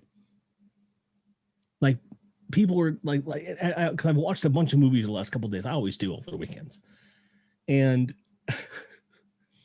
I can clearly hear them say something, and they put a different word in there, and the sentence that they've typed makes no sense. You know, I've wondered that myself because I've noticed it on. I'm sure you've seen this, where you'll see subtitles. You drop it down, and it says English, and then English CC closed caption. Right. Why is there a difference? And it's almost, huh? I can explain it. But it's like one seems like it's more truncated, and it's almost like, well, we're just going to give you the gist. And right, one of them gives you it tries to be as exact as possible for what's being said. Right. Because if you're watching closed captions because you have to, some people like they need to be able to just do this, up and back and forth. So the captions can't be like this long paragraph of whatever. Just tell me what he's going on about. I can enjoy the movie. That's the idea behind it. That's why it's done that way. Yeah, I don't like it. Give me exactly what they say. It's a good thing you're not deaf. And I guarantee you that deaf people can read faster than any sighted person. Guaranteed. It's true. Guaranteed. True. Because it's just like captions. It's like I almost said Deadpool. So it's like Daredevil. If you lose a sense, the other ones take up the slack. And I guarantee you that part of the reason why I read so fast is because my ears are incredibly sensitive, and it's like cacophony in my ears. Where I'm just like, I can't. I really have to concentrate. Like in a crowded room, and like you and I were sitting across the table from each other, I would have to. I'd be looking right at your freaking head, so I can read your lips. It's where I can read lips. Is because I've gotten good at that. I have to do the same thing because of my hearing being bad. Like because of my tinnitus, I can't. Like when there's like a lot of noise, I can't pick out a voice. Like if you, one of the easiest ways to see me kind of lose my temper is when a lot of people are talking at the same time. I'm like, one at a time. Like if you go back and look at like old raid videos from like Destiny, from like old streams and stuff, people like talking up like, all right, one person talk. I'm not going to tell you, I would get mad, like really pissed off. So I'm like, I can't understand what anyone is saying when all of you talk, and I'm about to flip I would get because I would be frustrated because they had like taken my hearing from me in that moment, and it's a scary feeling where nothing makes sense. Yeah, and it's just like a wall of sound. But if I'm out with friends and stuff, I can't exactly like turn around to a restaurant like, we all shut up. We're having a conversation. I can't hear. You can't do that. It's part of the reason why I don't like bars. It's why I'm not a drinker. because I don't like bars. I don't like that just that one chick in the back that's just shut up. And it just that's what they sound like when It they're is. there's okay, look. You know it as well as I do. There are people that are peacocks. They are look at me kind of people. And especially when they're drunk, holy crap, it gets turned up to 11. I can't get along with those people. I just want to bop them in the head and just go, stop it. Stop being annoying. Yeah. But then again, I'm also one of those people that it's not my job to be the police of the world, and I cannot. My work would never be done, basically. True. So True. I just, yeah. Anyway, I don't know where we get. Oh, closed captions. That's how we got onto that. That's right. Amazon's closed captions, and we went on this huge tangent.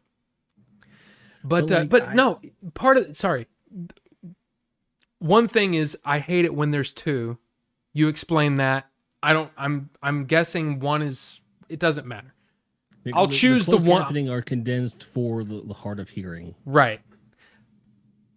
But who does that? Is that someone at the studio that's done it and they just hand over the file to Amazon and they just put it on their server? Or is there somebody at Amazon going, oh crap, they don't pay me enough for this crap? No. A lot of the times Amazon will redo it.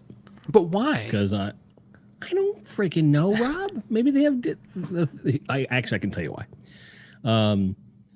Chances are, they have different formats. Every different service has different formats for their captions, so that they stay in sync with their streaming platform, which has a different level of encryption or different ways of doing things. So that everything has to work in sync. And the reason I know they do their own captions is because there was one movie. I forget what movie it was. But I know, actually, I know which movie it was. It was a documentary about a band called Death, an actual death metal band. I met the guy, was acquaintances with him, and I know the history of the band really, really, really, really, really well. And I know a lot of the people that were in the documentary, or at least I've met them, and I know how they speak. And they were getting so many things wrong in the captions, like horribly wrong, like where it's like if you're watching this to learn something, you're not going to learn anything if you're just reading the captions, because it's gobbledygook, it's horrible.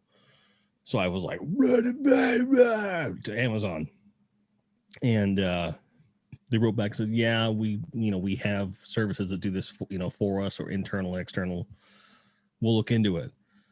And I said, look, I'll on this particular movie, because I am so intimately familiar with the subject matter, I will type them out for you, because this is an important piece of music history, and I don't want to watch it on your platform because the captions are so fucked up.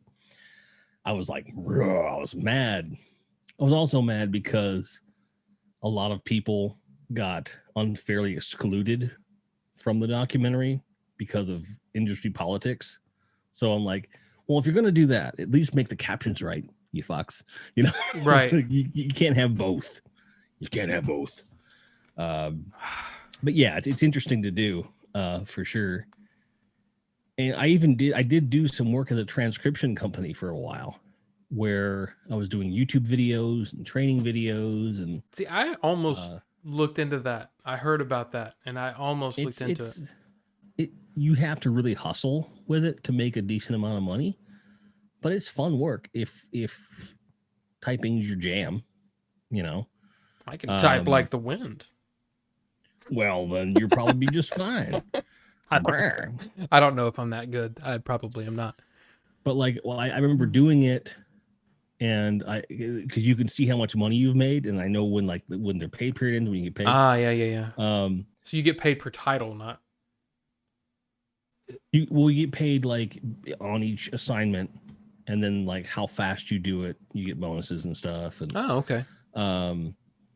Depending on where you do it, but interesting. I remember I was doing it and I was making okay money, but I'd gotten a call to do the work for that big tech company I used to work for, and So I was like, okay, I need $30 so I can get a tank of gas or whatever this week. So I was just on a Friday afternoon, I was like, I would just make enough to do like $30 and I would just screw it. And then $30 would show up.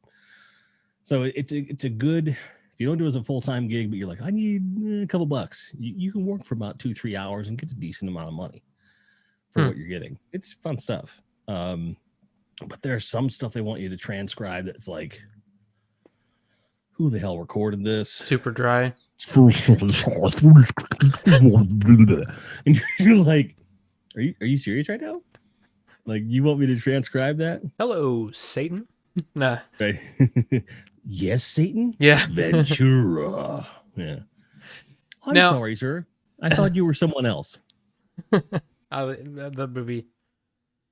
Bring on 3. Bring on 3. That's all I gotta say. I heard animals in there. So- I heard them scratching around. Yeah. We're okay. So we're what, an hour and 40 minutes into our stream here. Yeah. I think it's time I break out some of the big guns, some of the big stories, the crazy, absolutely nutso stories that happened at Blockbuster while I was there. Before we do that, Uh-oh. I would like for us to talk about the Last Blockbuster, the actual. 'Cause Yes. we didn't get to that part of the whole thing. Oh, think yeah, should 'cause at we went least off on a give that tangent. It's due. Yes, we should give that its due. Okay. Good job. Yes. So Absolutely. by Okay, hook or by go. crook, by hook or by crook, this store in Bend, Oregon, becomes the last Blockbuster to exist. They're a franchise store, which means they have to license the name. It's also the only reason they're able to stay open, because they're independent, Right. with everything but the license. Like, they're just a mom and pop store that happens to be a franchise Blockbuster. Right. But like, there's this whole family that works there, literally, and then they bring people in. And they have this big extended family kind of thing going on. And the little glimpses you get in their store, like, they're current. They're not just getting by on like old stock. Like, they're buying Blu-ray. She goes to Target and stuff and buys movies, Which and is all this nuts. stuff. It's crazy, because there's only so many distributors out there anymore that do that sort of thing, and they're probably, for the amount of money they're probably paying in either shipping or handling or whatever. It just doesn't make It sense. probably just makes more sense to just grab them.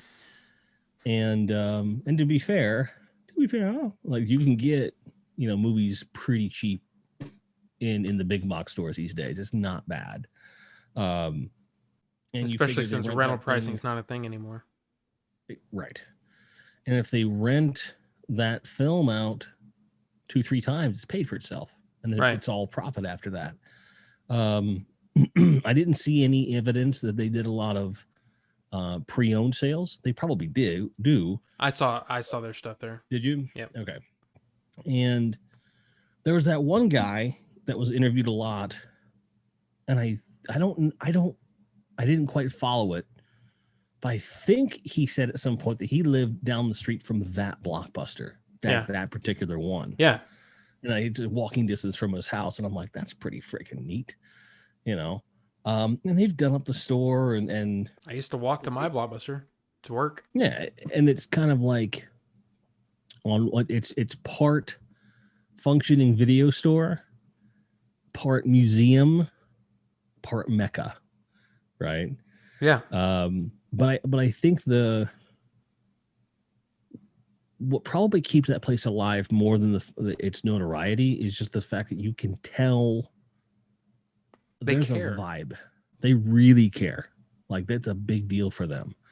And I hope they never close. I looked on the Wikipedia page and some articles. I think I forwarded them to you, where they stayed open last year.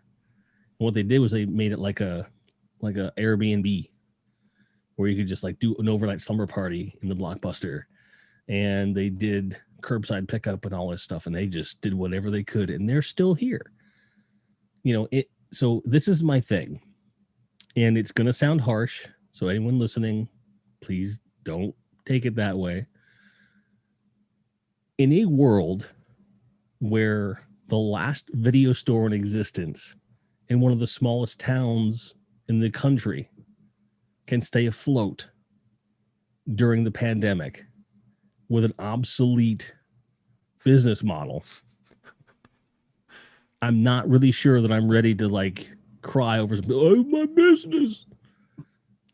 If you can keep a Blockbuster open in that town during a lockdown because they weren't getting any tourist Yeah. people coming in, like that was just locals renting movies all the time, right? Which, again, in the pandemic, and you have all those streaming services at your fingertips, and you're being told not to leave the house, they still made their money, at least enough to stay afloat.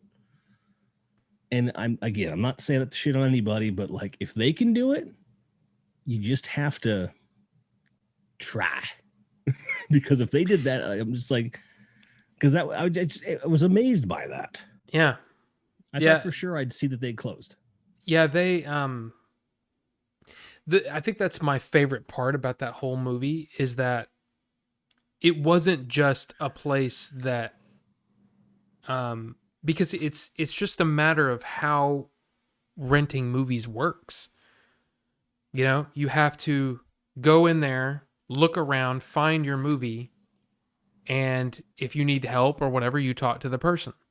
Then you rent the movie, then you have to return the movie. And in a lot of Yep. cases, when you return the movie, you're renting something else. So you're constantly seeing the same people over and over. And Mm-hmm. over time, you form relationships People, with these yeah. people. And that's one of Yeah. the things that I loved about working at Blockbuster. I had my regulars. You know, I had the people that would come, they would walk past and shove other Blockbuster employees out of the way to find out what I thought about this movie because I told them about one movie, 8 months ago, 9 months ago. They loved it so much that now I'm their guy and they Right. want to know what I think about this movie. And It's one of we the had things that I people. loved about working there is the people that would, hang out on Friday nights waiting Yeah. for whatever hot movie it was, waiting for that movie to Yep. come back into the cabinet. We'd have a list, put their names down. Hey, can you put The my name first down time for I whatever? experienced that, was Die Hard. My dad and I really wanted to see Die Hard, and we went to the video store, and it was the one where my sister worked, but she wasn't working that night. And we went up there, and they knew us, right? Because we're her family. They're like, and they, one employee is like, some snot nosed 17-year-old kid. Granted, I was 13, so like I wasn't anything either.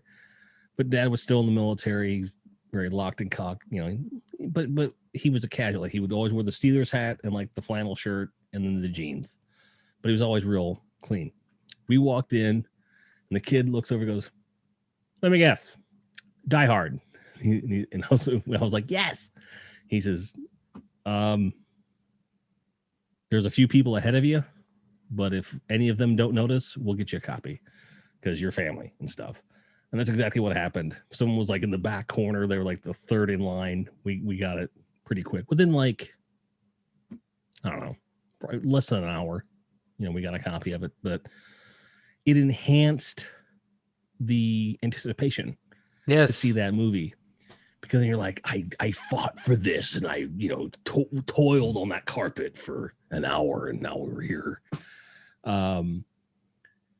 But the whole thing was an experience. The going to the store, seeing someone that you recognized, going through the shelves, looking at movies you looked at 900 times before, and you're like, not tonight. Someday I'll come back and get you. Whatever random movie it was, and then you pick the stuff and you go home. Like I remember renting Transformers the movie for the first time. I'd seen it in the theater and I hadn't seen it for years. And I rented it like 2 or 3 years later. And just being like, just that movie was every bit as good as it had been in the theater and stuff. But like there was just a ritual of coming home and putting the videotape in and getting the snacks. Is everyone ready? You go fast forward through the previews and you wait for the movie and you hit pause. And as you let it set on pause too long, we just stop. And that's how you knew people were taking too damn long. Now pause the tape twice. Get in there. It's funny too because I remember the whole waiting thing, right? That's one thing. But Yeah. then the other thing that they mentioned in that movie, or that they almost did it like a dramatization of it, which I thought was cool, was the dates. The people that would come Yeah. in on their dates. And what was cool is there was, especially in that first Blockbuster, right, with me, Jay, Billy, and Rufus, and all the other people that worked there, there were certain people, that couples that would come in, and we would all sort of, over time, we would all become friends with them, and we'd all be like, dude, did you see Kevin came in with a different girl? What the hell's going on there? Like, what? It was so weird. And it's not a place, it's the only place that I know of that I was there was actually drama unfolding in front of my eyes, because you see these people every week. It's Yeah, weird. those kind of like the things I would liken it to were like when I worked in an arcade, it was like that. When I worked in a grocery store, it was like that. Yeah. Because you get to know, like you get to know everything about them, like a grocery store, because you get to know what they're eating, and sometimes a Yeah. pregnancy test would come through, and you'd be like, like, oh, like It's weird. I never was like that at a grocery store, but for some reason at Blockbuster it was a big thing. And we also had, oh, sorry, go ahead. Well, like the one that I worked at was just one of those locations where there weren't that many grocery stores near it. There was like one other one, and you were basically a giant Eagle person, or you were a Shop and Slave person. Just like here, it's HEB or Kroger in Texas, basically. And some people will swear up and down they love HEB, and I'm like, no, it's a shit store. It'll always be a shit store. I don't care. What? Um, I like no, it. down in Houston, I'm not a fan, man. They're getting one in Plano, and they're getting two of them up here next year. Yeah, I don't care about Frisco and Plano. Yeah, me either. But but I have my preferences. I'm much more a Kroger guy. But that's in the absence of there being something that resonates. Kroger, it just works. It's fine. It's whatever. But it's the same thing with like the video stores and record stores and all that. Like you have your preferences and so forth. But I think that we're just talking about this whole like the social aspect of going out and being in a store, which seems so foreign right now. But when I go out now, when I have gone out in the last few years, like nothing has a neighborhood feel to it anymore. No. Like there isn't anything like that video store vibe that you're describing anywhere anymore, except maybe a bar, maybe. Yeah. Maybe.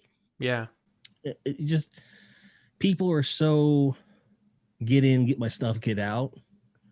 No one talks to anybody anymore. I hate that. It's weird how prevalent social media is, but we've become extremely antisocial in person. Yes. Like I remember being at video stores at various times in my life and seeing someone pick up a movie and go, "No, you don't want that."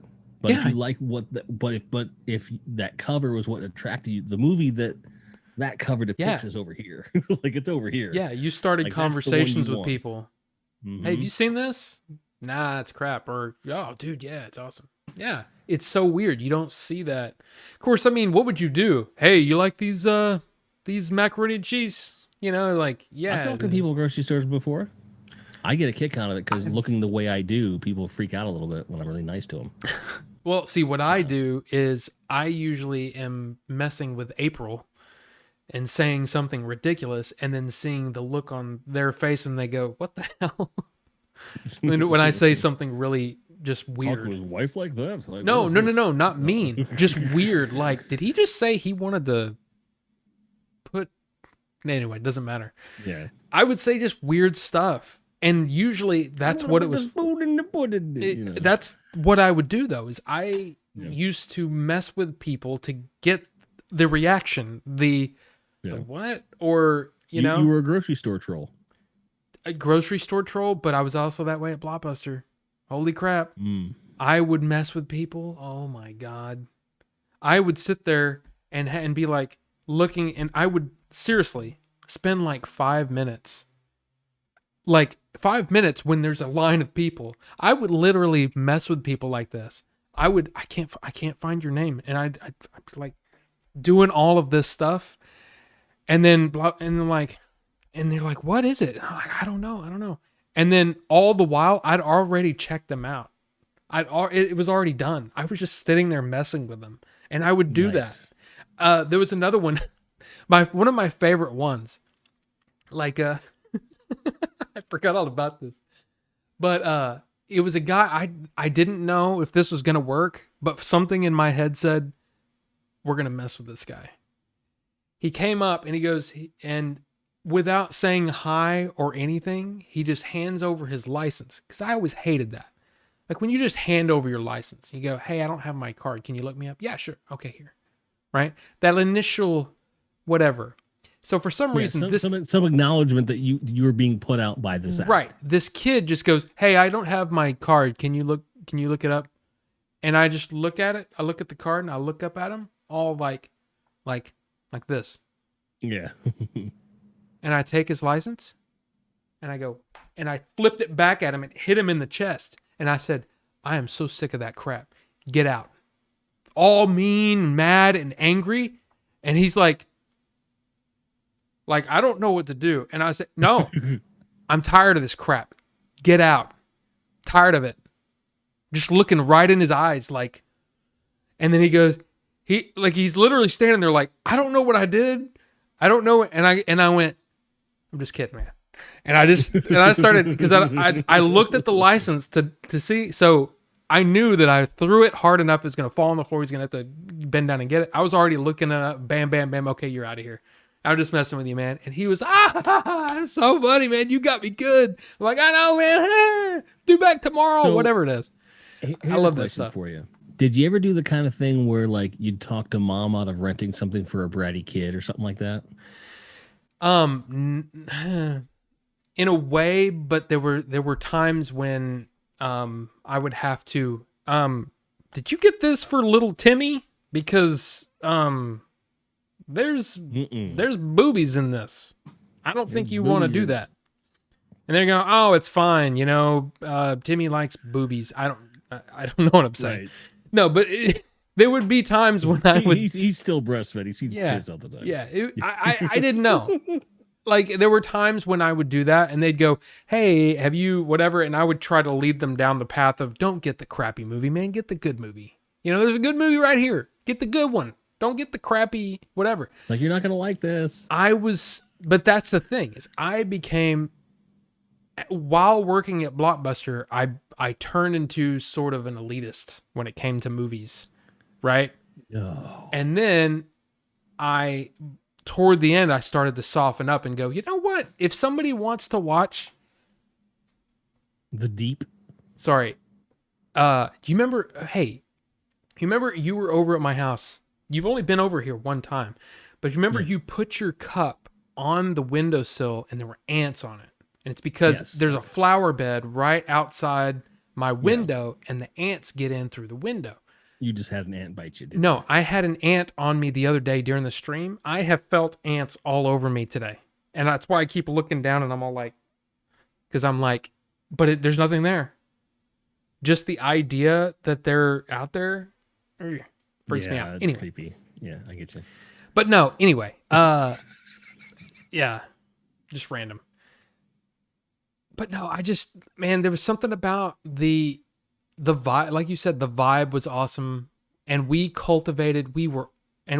became, it was weird too, because I had the whole crew, and Jay too. Jay and Rufus and Billy were just the CSRs, right? They were the grunts. They never moved up. Probably just didn't want to. I think Rufus might have moved up at the end. But me and Jay, we were managers. And what was funny is I don't know where I got this. I was sitting here trying to remember where I got this term. But I said, hey man, it's time to rock and roll. Let's rock and roll.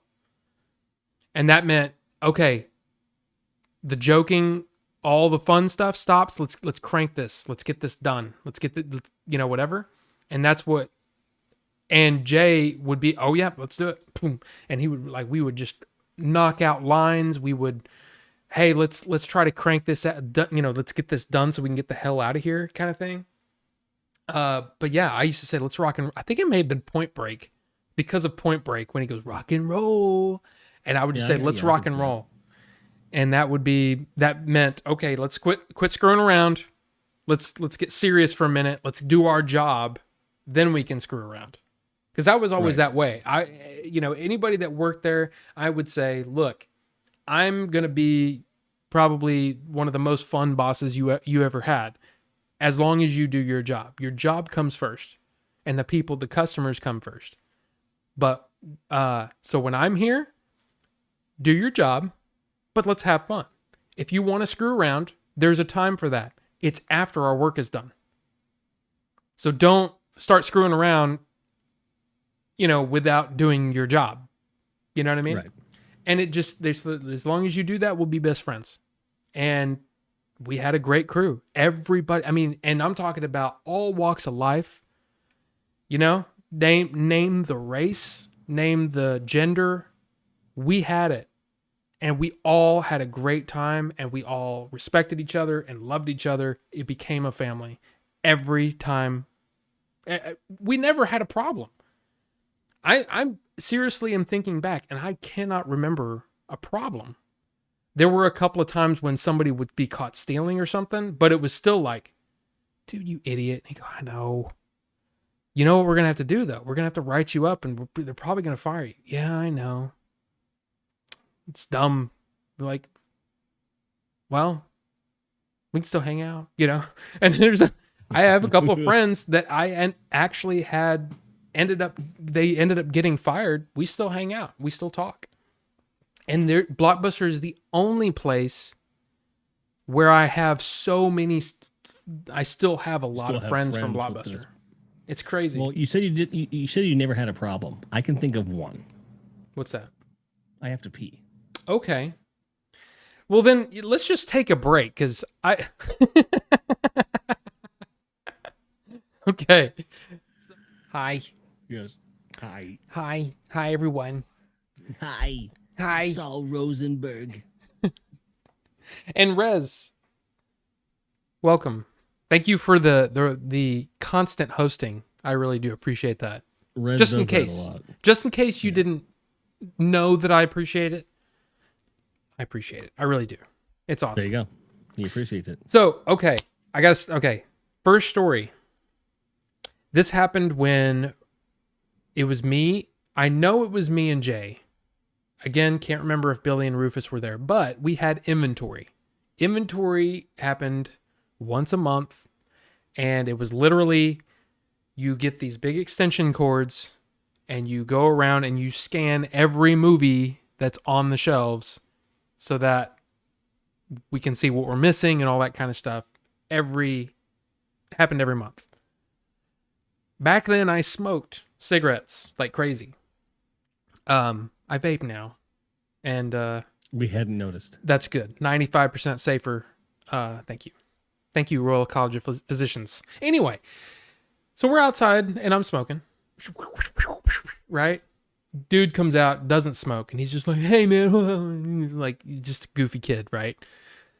And I guarantee you, if he was here right now, because we're friends on Facebook. I don't want to call him out. I'm not going to call him out. But I guarantee you, if Billy and Jay were watching this, they'd know exactly who I'm talking about.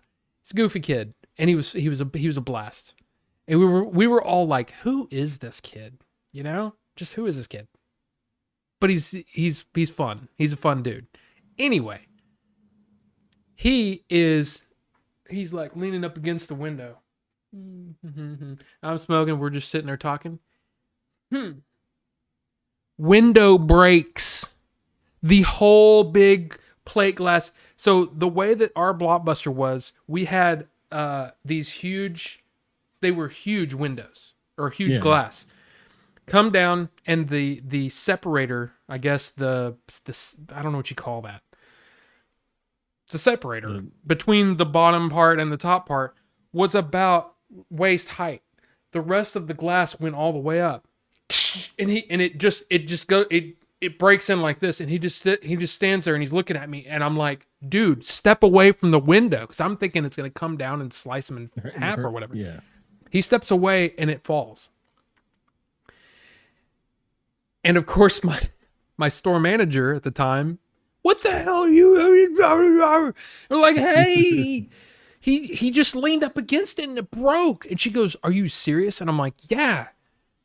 So usually inventories would take till 4, 5, 6 o'clock in the morning, right? Because it takes a long time to scan every freaking movie in the video store. And usually you've got a bunch of people in there scanning. So we were taking a break in between scans. So you would scan one half and then one half, whatever. Sometimes it would, I don't know how. I never ran an inventory myself. You know, I was always there to scan because whatever. Anyway. Boop, boop. Yeah, I got you. So we had to wait around. I had to wait around with my manager until the glass guy got there at like 8 o'clock in the morning but it was such a weird thing because he was so like, oh my God, I didn't mean to, I didn't do anything wrong. But he was frozen. It was like, oh my God, I can't believe I did that. And I'm like, dude, step away. You're going to die. You know, literally like, you know, Indiana Jones and Temple of Doom. We are going to die. I love that. It's one of my favorite. And I like how they like hang on his face for a few too many frames. Yeah.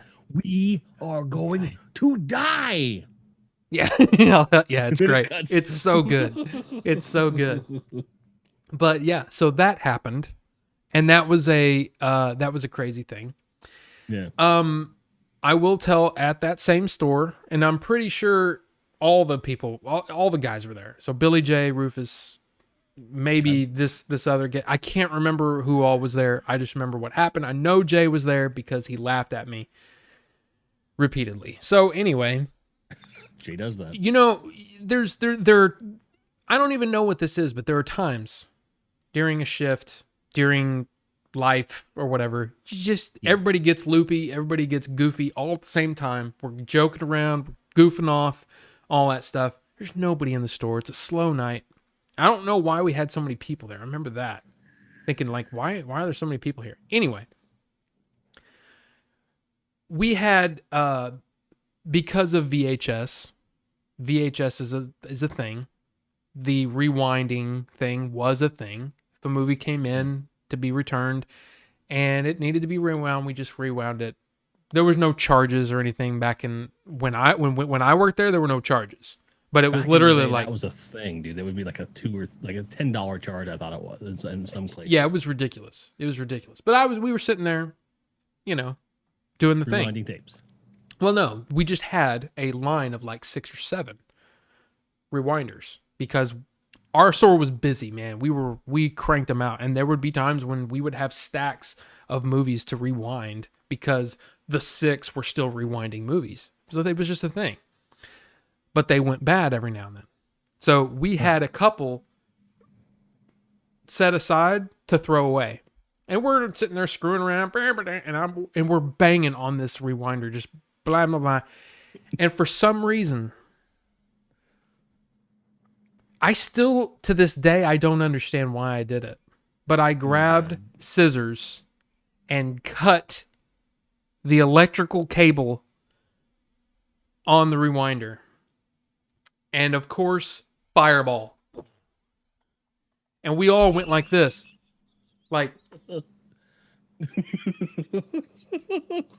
idiot. I know. And I remember Jay go, what the fuck?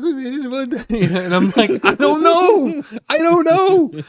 I'm not a dumb dude. I'm not just like a complete idiot. I'm running this store right now. And I just cut a live wire.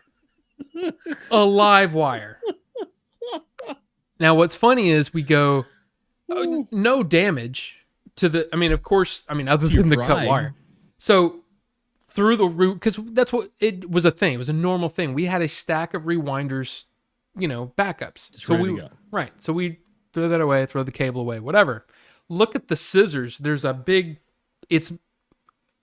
metal gone out of the scissors, number one. Almost like, if you can imagine what it looked like, if you can imagine this, you know, an ice cream scoop, you know, the Yeah. ball.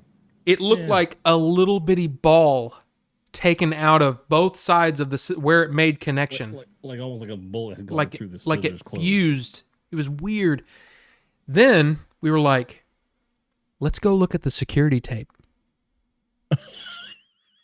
Of course. So we did. And you can see it's like literally like 2 frames a second, right? It's old ass technology, right? 1997, 98, right? Black and white. What happens I could still see it in my head. I wish I would have just Copied kept it. it or something. Or just said, "Let me take this home." I don't know. But you see us, Should have kept it. you know, like goofing, whatever, doing whatever we're doing. And then you see like this, one frame like this, white screen.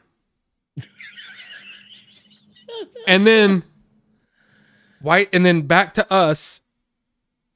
And then we all frozen. It was You couldn't really tell what happened. no, you couldn't see anything. But it was literally, I don't remember. I just remember it being a bright, Yeah. like, whoa. I don't remember what it looked like. I don't remember anything about it. The way that video cameras in general, they don't take changes in light very, very well. Well, right. Right. You know, because like it's like lens flare times 1,000 if you try to like film flame of any kind. I remember that a lot. Even some of the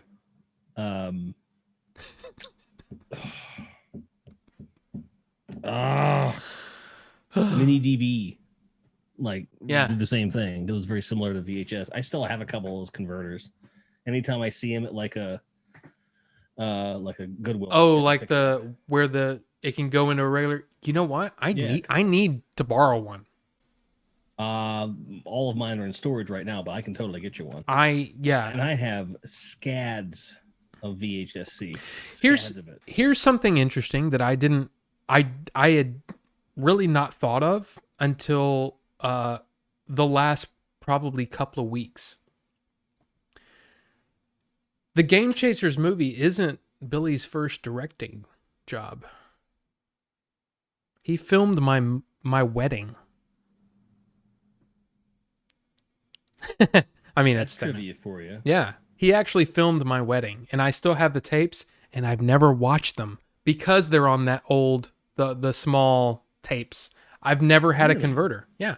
For some reason, we never watched it. There's a couple places I know that you can probably still get them. I'll find you a link. They're not expensive. Yeah, I wouldn't think they would be. But what I can do, though, is I can do the same thing. I can convert them to digital. But I just think it's so weird how Billy and I have been, you know, we've been friends since what, 94. Yeah. You know, he was 16 at Kroger. You know, I was his boss at Kroger. I was his boss at Blockbuster, and now he's the director, and I'm the, hey, Billy, can I do something? It's weird. It's exactly how I act around Billy, by the way. Yeah. So I have one more. Bill Cosby. I have one more kind of intense Blockbuster story. This does not involve... Those 3 words you wouldn't think would go together. What? Intense Blockbuster story. Yeah. Well, this one was like, whoa. So this was at the busiest store in Texas that I was assistant manager of. In fact, it's funny, the same store manager at the store where the dude broke the window, which was our original, the OG Blockbuster store, which is now a game exchange. Interestingly enough. Yeah. Sorry. Well, I mean, it was like I said, I think it was the 34th Blockbuster in the nation. Yeah, for a lot of you that haven't seen that movie, and you really should see the Last Blockbuster. I did not know this. Blockbuster started here in Dallas, Fort Worth. Yep. Which I took as a great sense of pride, even though I'm a resident but I'm not from here. I still took it as a source of pride because I'm adopted. Yeah. I'll never The I'll never be a adopted son. Texan. Yeah, but I'll never be a Texan. They've made sure to tell me that over and over again, which is fine. I don't want the cowboy hat anyway. Yeah. Not the. Anyway, so I just realized he said no, not the Cosby, the pudding. yeah, Yeah. because I used to do Cosby on my stream all the time, even more so after the charges came out. Yeah. It was even creepier. While we're on the subject of something like that, Rez, do you see my shirt? I'm wearing me a Last Days of Humanity shirt. You never seen me one of them before. That's the hype command from my stream. That's the music. This band here. So little trivia for Rez, because Rez has been around for. I've known Rez for 6 years, man. 6 years are like around this time. Wow, pretty crazy to think about. Yeah. Okay, sorry. Yes. So back to my story. Yes. Same manager, right? Yep. She actually had called me a few years after I quit. I'd already gotten married, all that kind of stuff. She's like, hey, if you ever want to come back, let me know.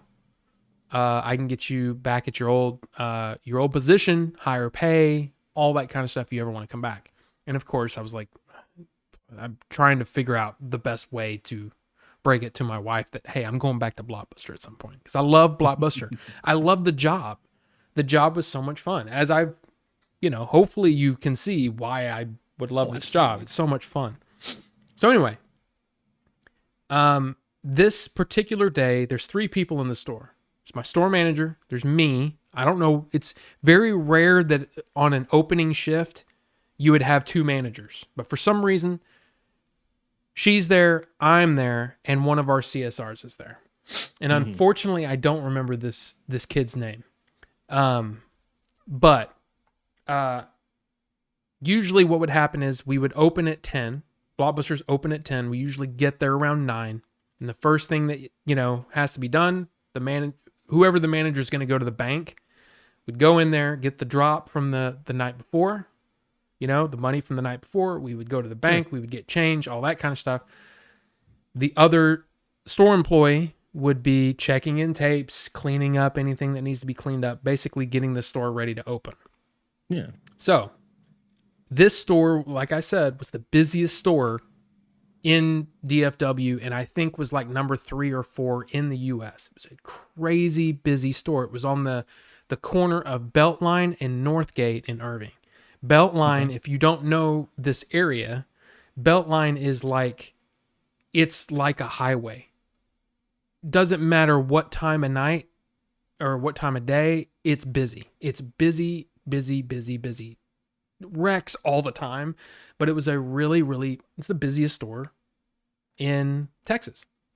Okay. So what that means is that every single morning when the manager comes in, you look over and the drop box is open like this, and there's just product in the floor because there's so much that gets returned. There's so much product. So it's the CSR's job. They come in, it's the first thing they're doing. They open the tape, there's things in there. They put it off to the side, big old stacks. And this is DVD time, right? So they take up a lot less room. There's a lot of them. Stacks. And seriously, usually the first 2 hours of your shift, if you were a CSR at that store, you were putting up the DVDs. You were checking them in and putting them up. And it was just, we had a system, and that store ran like a well-oiled machine. I loved working there. It was so busy. That's part of the thing too. The busier you are, the faster time goes. So you blow through an 8-hour shift in no time. I used to love it. Right. I'm telling you this story because I'm doing the regular manager stuff. The manager stuff okay. So she's going to the bank. She's getting all the money ready. I'm doing the regular manager stuff that you would probably do after you got back and the store was open to get like a head start on the day. So I'm going through, I'm doing repricing. I'm doing all kinds of weird stuff that, managers doing. So the way that this store, I have to kind of explain this. The way the store is laid out, you pretty much know every Blockbuster was kind of laid out the same. You got the double door, doors going in, and then there's an exit door. And right. in this store, it went around it was a big diamond. So if you were coming into the store, So they had like a little almost a hallway, almost. right, but separated there was glass in between. Right. And so the entry and exit was separate. Anyway, big diamond, right around here. Yep. Right next to the exit is the drop box, right? Right. Typically, the drop box is right next to there. So he's doing all that stuff. He's going through these things, whatever. I am over by the brand new DVDs and stuff, and I'm doing repricing, which means I've got a little portable unlucky thing. I'm opening the things up, I'm repricing them, taking off stickers, doing that thing, and I'm going through this huge list of repricing. It's just like, this is going to take forever. I'm just going to get going on that. She's like, cool, I'll do the money. You keep doing the tapes, whatever. Or we always called them tapes, even though they were DVDs. It's a weird thing. Anyway, it's like we'll call Nintendo cartridges Nintendo tapes. Right. Same thing. We call them, you do the returns, whatever. So she's getting the money together. He's trying to knock all this stuff out. So he gets a stack, big old stack, takes it over there, beep, beep, beep, beep, beep, beep, gets them all in, and he's got a cart. We had carts. Yeah. It was one of the things, it was one of the last things that Blockbuster did to try to make things more, because for the longest time, we didn't have them. But it was one of the last things that they tried to do to try to make things more efficient. Is, wow, what a concept. You don't have to carry, we used to carry tapes from, almost I like, can't even. seriously. Yeah. And balance that stuff when you're trying to wade through people and stuff, and you're putting up tapes, Got really good at it. But jerk anyway. is like, what do you got there? Oh, yeah. All the time. But you get used to it. I'm telling you all this to set the stage. Huge waterfall of DVDs. He's taken a big stack of them that he's already looked to see if they're good. He's gone to check them in, and he's putting them on the cart. I'm over on the other side pricing new stuff. The manager is in the office in the back of the store counting money and getting things ready for the day to go to the bank to get change. You're and all all in that very stuff. disparate areas of the store, Right. basically. Suddenly, a car drives through the store.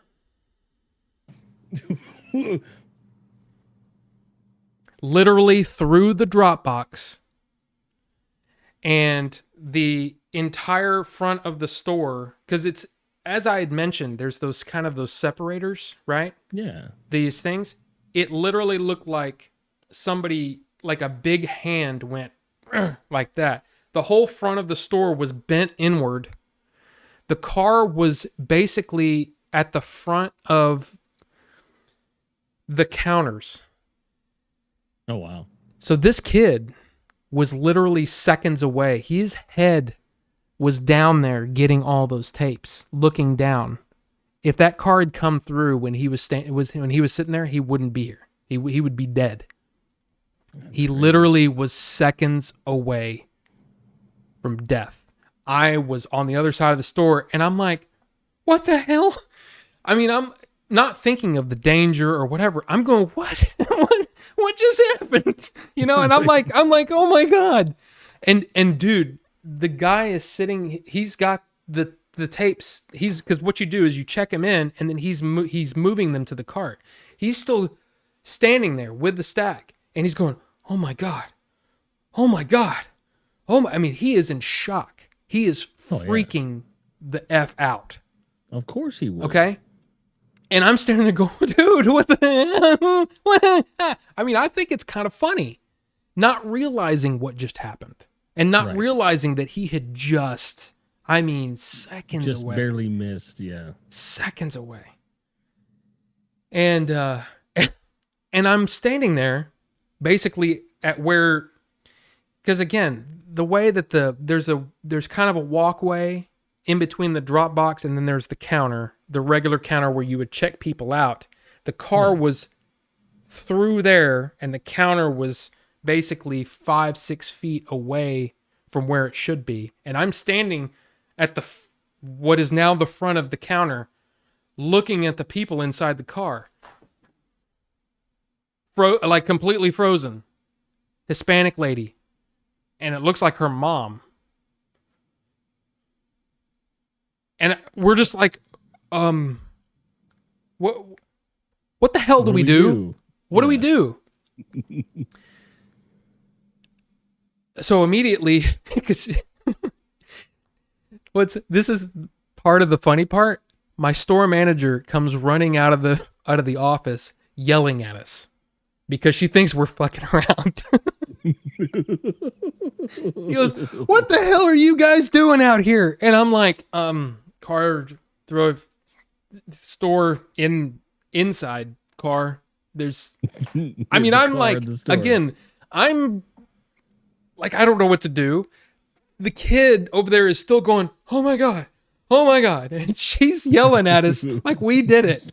And so, because she was kind of, in a weird way, Sandy Harding, and that was that her name? Yeah, Sandy. I think so. Sandy.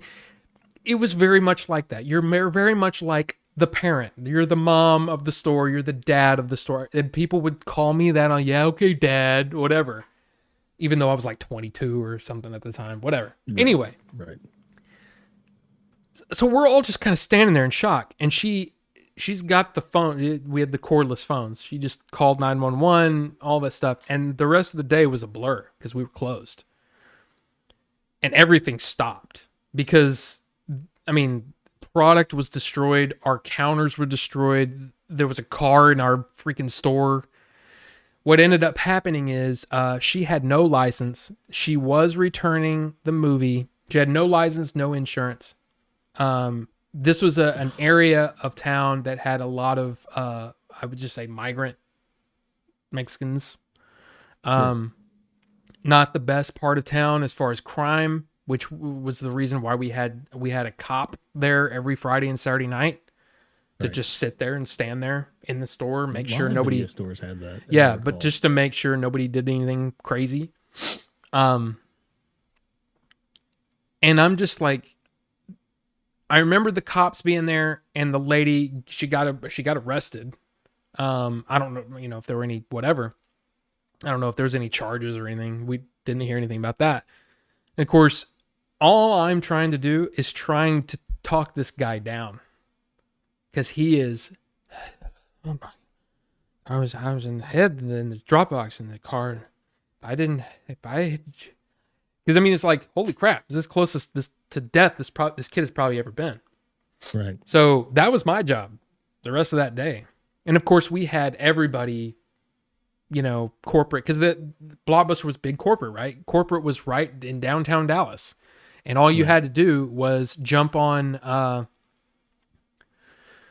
downtown Dallas, but you jump on, we were right next to 161, or George Bush Turnpike, right? Yeah. So it was real easy for people we had people from corporate in our store all the time and come in there and meet and talk about. We were a pilot store, so we had a bunch of like when they were going to try advertising, different when they would try new stuff, different promotions, right? Yeah. They would try them in our store first because we were one of the top sales.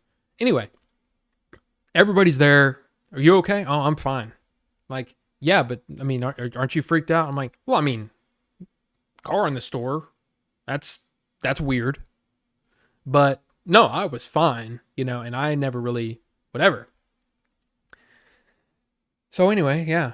Guy finally calmed down, finally chilled out. We let him go at like 1:00 because it was like, there's no point in you being here.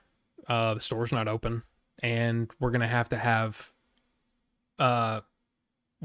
take some time to figure out how we're gonna process everything. Because what it done is her car had come in, it had ruined the Dropbox, of course. A lot of the product was destroyed. A couple of computers were put out of commission. The electrical had been like pulled up, so it was actually dangerous to be anywhere near that area. So open wires and stuff like that. I mean, it just took time.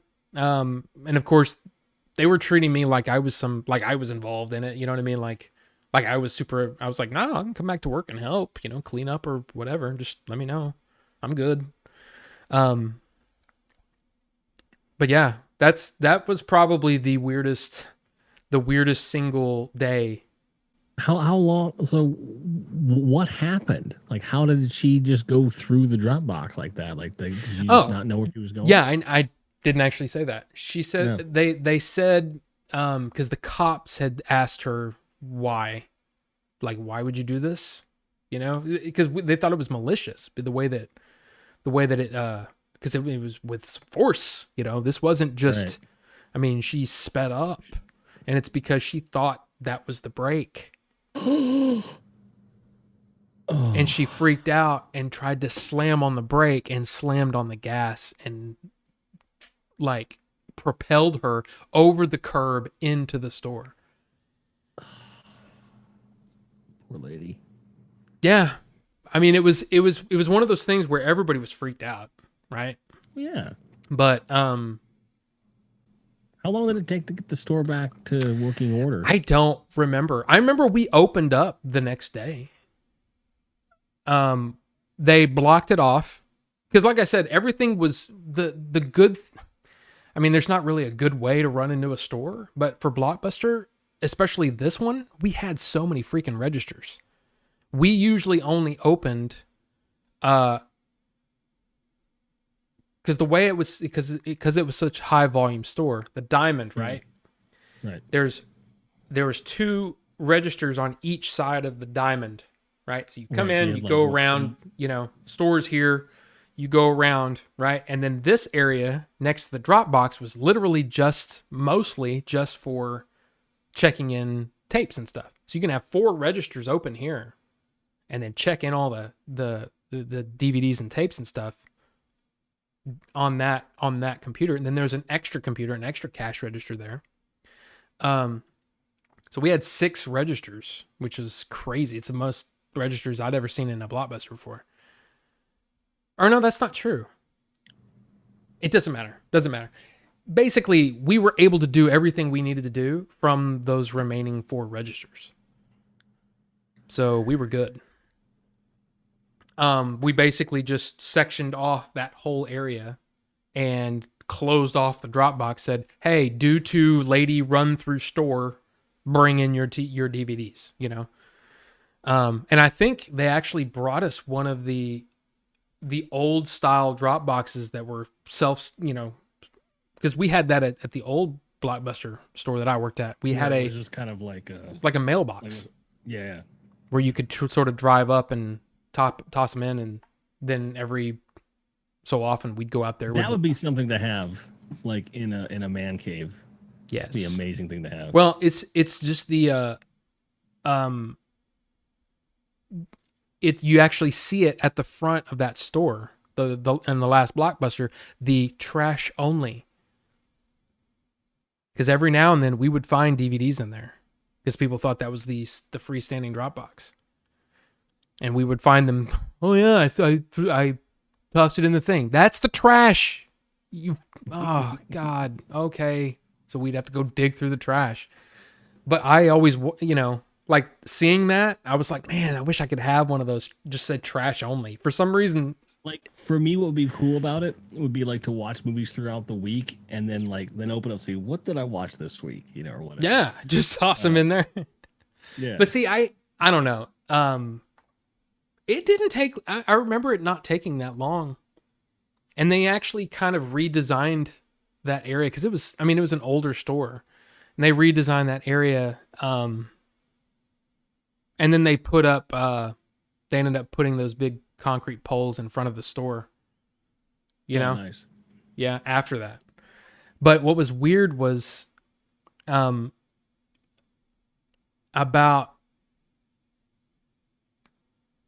I don't know.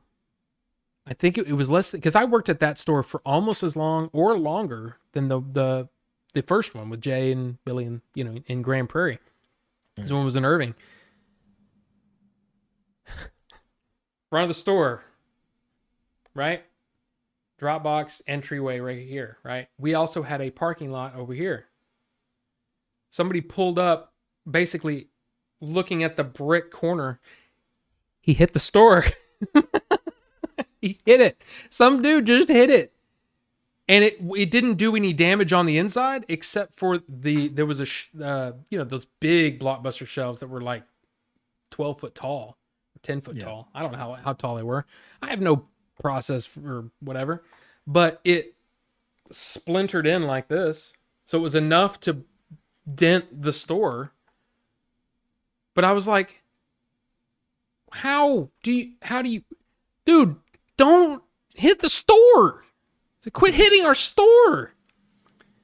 Why am I hitting that note? Anyway, because it was something that you were excited. I don't know. It was a weird store, but we saw so many different things. We had fender benders in our parking lot. We had fights. We had an actual fist fight breakout, or like in the store in the parking lot. We did have a disagreement that luckily our police officer was there to, hey, y'all knock it off, fighting over a movie. Yes. That happened at the Grand Prairie one. Do you remember which movie it was? No, I don't. But I remember it. It's one of the reasons why we started the list, because it was, no, I've been waiting here this whole time, man. And this guy's like, hey, give me that copy of whatever. So that's why we started the list, is to make sure, hey, it's not for you, buddy. It's for the next guy, or for this guy that has been waiting for this whole time, or this person. You had like a wait list. Yeah. That stuff. Yeah. On Friday and Saturday nights. So during your time at Blockbuster, is there, or are there any releases that stand out where like people were extra nuts for a specific movie? Titanic. How did I know that was going to be the answer? It was unreal. We had, because usually if it was a big movie, we'd have one entire... right, the whole shelf would just be Titanic. Titanic was 5 of those on the new release wall. And we had stacks and stacks and stacks of... because they were the double tape. Right. That was part of the reason why we had to make so much room on the new release wall, is because every VHS copy was 2 tapes. Right. So that was part of it. But I remember it was one of those things where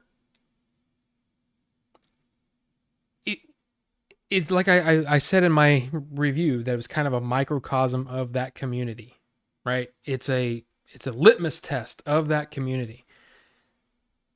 Grand Prairie's not full of a bunch of bright people. I'm just going to say that, okay? Because we had Titanic, we had standees, we had signs on the windows, we had... and people would still come in and we ask. had wet footprints, stickers, to make it look like somebody had just gotten off the Titanic, walking the entire path from the time you walk into the store to the movie. And all you have to do is go like this, and you see a wall of there's Titanic. A lot of Titanic over there. And we say, hey man, you got that movie Titanic? I go, no, all out. Sorry, bud. And they'd leave, and I go, good riddance. Yeah, Eagle Ford, you heard what I said. There's sometimes Grand Prairie's not known for their up here, okay? Just saying it. But I did that. I did that a couple of times, and then finally was just like, okay, it's not going to stop. They're not going to stop asking. Even though there's this huge standee of Leo and Kate Winslet, and there's literally, a whole wall of Titanic, they're still going to ask. Yep. And, but here's some other fun ones. Okay. Some other fun ones where people get the movie wrong. They don't know how to say it, so you're confused. Right. You can't fix stupid. Yeah. Can't fix stupid. But here's one of the ones was, and this one, I can't really get to, but it's one that always stuck in my head. Do you have 8mm?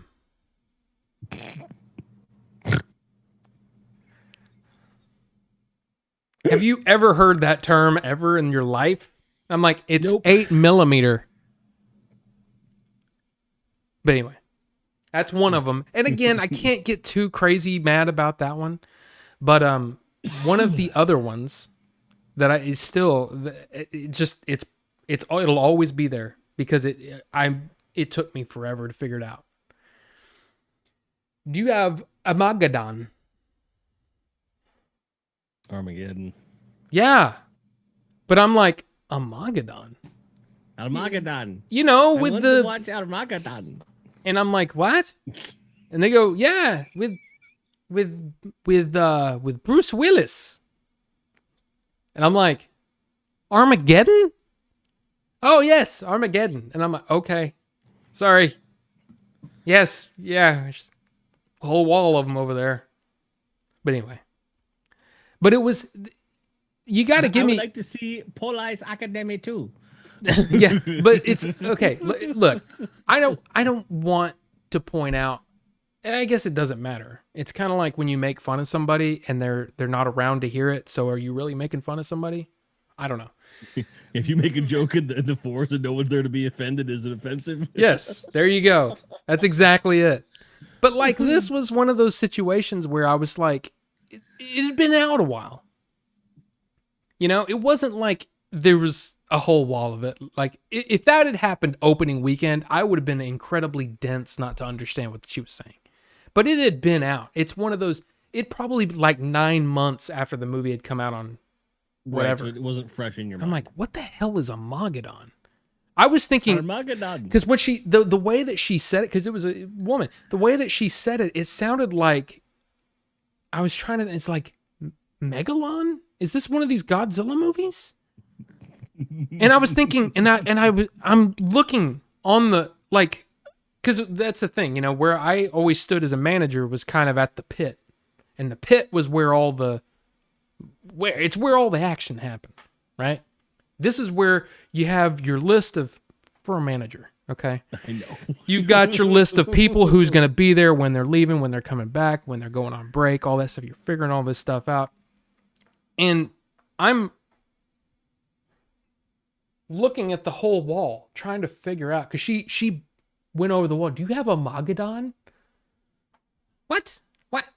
And so, yeah, so I'm like this, looking at the new release wall, trying to figure out what's recent that could be Armageddon. Like and then that's when I was like, who's in it? And that's when she said, with Bruce Willis. And I'm like, Armageddon? Oh my God. Did you give her the Bruce Willis look? No. I don't even know what the Bruce Willis look is. Oh. No. Where you just kind of... No, I didn't. I just was like, it's over there. And yeah. Nope. Yeah.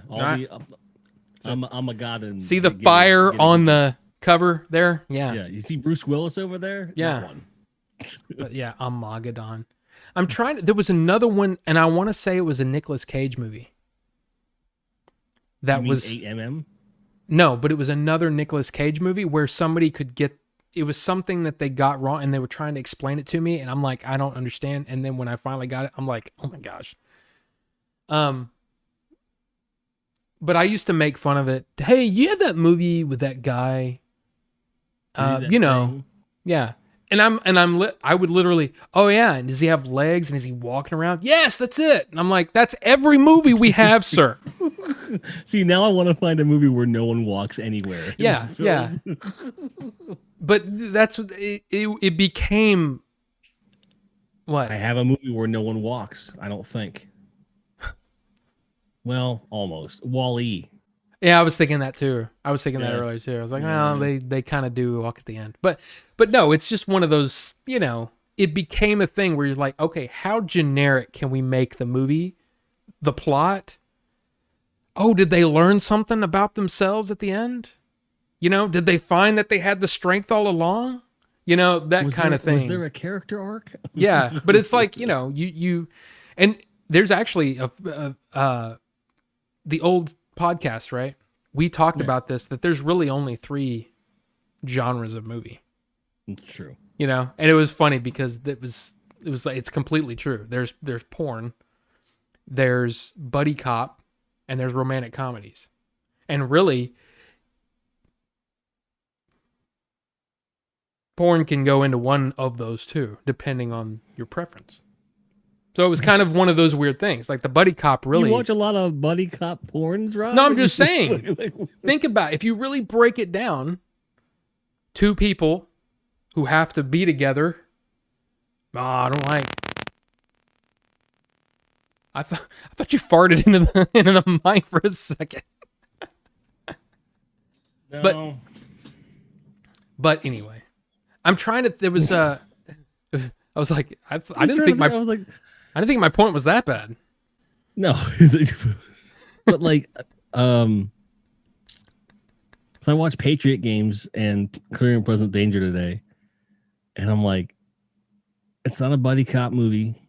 Well, the one is kind of, but the other one, it's not romantic. There's no comedy in it. Like it's not funny. Well, yeah, but I'm just...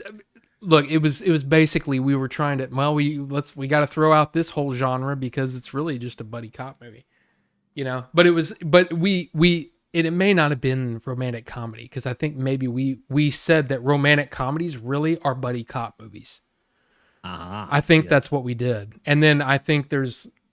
I don't remember what the thought process was, but it actually ended up being really funny because you were like, so you're telling me that Lethal Weapon is pornographic? You know, that kind of thing. You know what I mean? But the other one of the funny things that we used to do as a game is movies, non-pornographic movies that have titles that could be pornographic. And there were... Sea of Love. Well, yeah, but there were some that were very obvious, like the movie Pecker with Edward Furlong, right? And then sometimes the joke was, let's see what movies can be, because a lot of times you'd have movies stacked, and sometimes you would see the movie titles and laugh because there was a movie called Big and Hairy, so one called Big and Hairy Pecker, and it's like right? But then we were trying to I was like, no, think up the really good ones, right? The ones where you're like, that is wow, you know? And my favorite was Getting Even with Dad. Oh. And I was just like, that's wow. That's wow. If that was true. Because there's plenty of them that sound, you know, like they could be, you know, but Getting Even with Dad, that's pretty good. It's pretty brutal. It's pretty brutal, for sure. I mean, there could be all kinds of storylines on that one, but anyway. To say the least. So we covered like biggest release. Was there ever like a new release film that they had you gear up for like crazy, and then it just did not? People just didn't care. I don't think so. Now, I will say that, I mean, Titanic, I mean, I hate to bring it up again, but was really, there was no other movie like it the whole time I worked at Blockbuster, because literally box after box after box after box of pre-orders, because they sold that movie with not rental pricing, but with sell-through pricing. That's what they called it. Especially like there was a magazine that came every 2 weeks, and it was a video store magazine, right? It's only for video stores. And every Blockbuster got a copy, and it was my job to read it. Now you know why I love the movie industry, because I read about it all the time. It was my job to basically say, hey, and the manager would go, let me know if there's anything that I need to know in there. Okay. Cool. I get to learn about the industry, learn about how they make decisions on what to do. I love that stuff. I always have. I basically got to do what I loved. You know what I mean? Like, I love the industry. I totally get it. So yeah, they called it sell-through pricing and rental pricing. Rental pricing was the $101.99 that they came up with back when VHS first came out, to try to basically say, well, if you're going to watch it a lot, we need to have this money because this is what makes sense to them. Which is explained in the documentary. It's interesting too that like as soon as it's explained to you why the pricing was so high, and it just kind of made sense. And it's an interesting story too. It's a short part of the movie, but we talk about how the studios tried to sue the earliest video rental places. Like, you can't do that. And the Supreme Court is like, nah, they can do whatever they want with it. Yeah. Sorry. As soon as you made it available to people, you waived your right. Right. Which then brought up the whole deal of Blockbuster coming in, buying in bulk and saying, hey, give us these $101.99 movies for a lot cheaper, which drove the mom and pops out of business because they could only afford a couple, but Blockbuster could buy 10, 12, however many. And then they had a market where they looked at, there was a thing that came out every single week. The day after, so Tuesdays, right? Movies come out on Tuesdays at home video, right? No matter what it is. So anything on iTunes, whatever, comes out, it'll come out on Tuesday, most days. Sometimes they do Friday releases, but for the most part, it's Tuesday, every Tuesday. And with games, it's Tuesdays and Thursdays. Yep. Right. So what they would do is on Wednesdays, they would send you a big old list. Pull these copies off of rental and put them in the case, put them out for sale. Because we've already made the money we've made our money back, now let's sell them. And what I would do, because you know me, I like my pristine whatever. If there was a movie that I wanted to buy, I would look for one with the least number of rents. Oh, copy 26 only has 2 rents, which means it's only been watched twice. I'll grab that one for me. Put it in my little stash. We all had stashes at Blockbuster. Yeah. You have to. Yeah. So toys, movies, whatever came out at Blockbuster. If you wanted it, you better put your name on it quick. Right? Anyway. Oh yeah. So that's what I would do is I would get low rental because it just makes sure that you get the best quality whatever. But with DVD, to watch like 100 times where like it's been over the heads. Right. Over. With DVD, it didn't matter. You know, No. You just look at it and go, okay, yeah, that's good. I'll buy that one. And like the big. Go ahead. I'm sorry. Oh no. I was just the one thing that I hated that they made us do that I hated so much was the what do they call them? Labels. The clear labels with the store code on it. And it had a strip of metal through it so it would go off if you tried to steal it. They made us put those on the games, the disc-based games and the movies.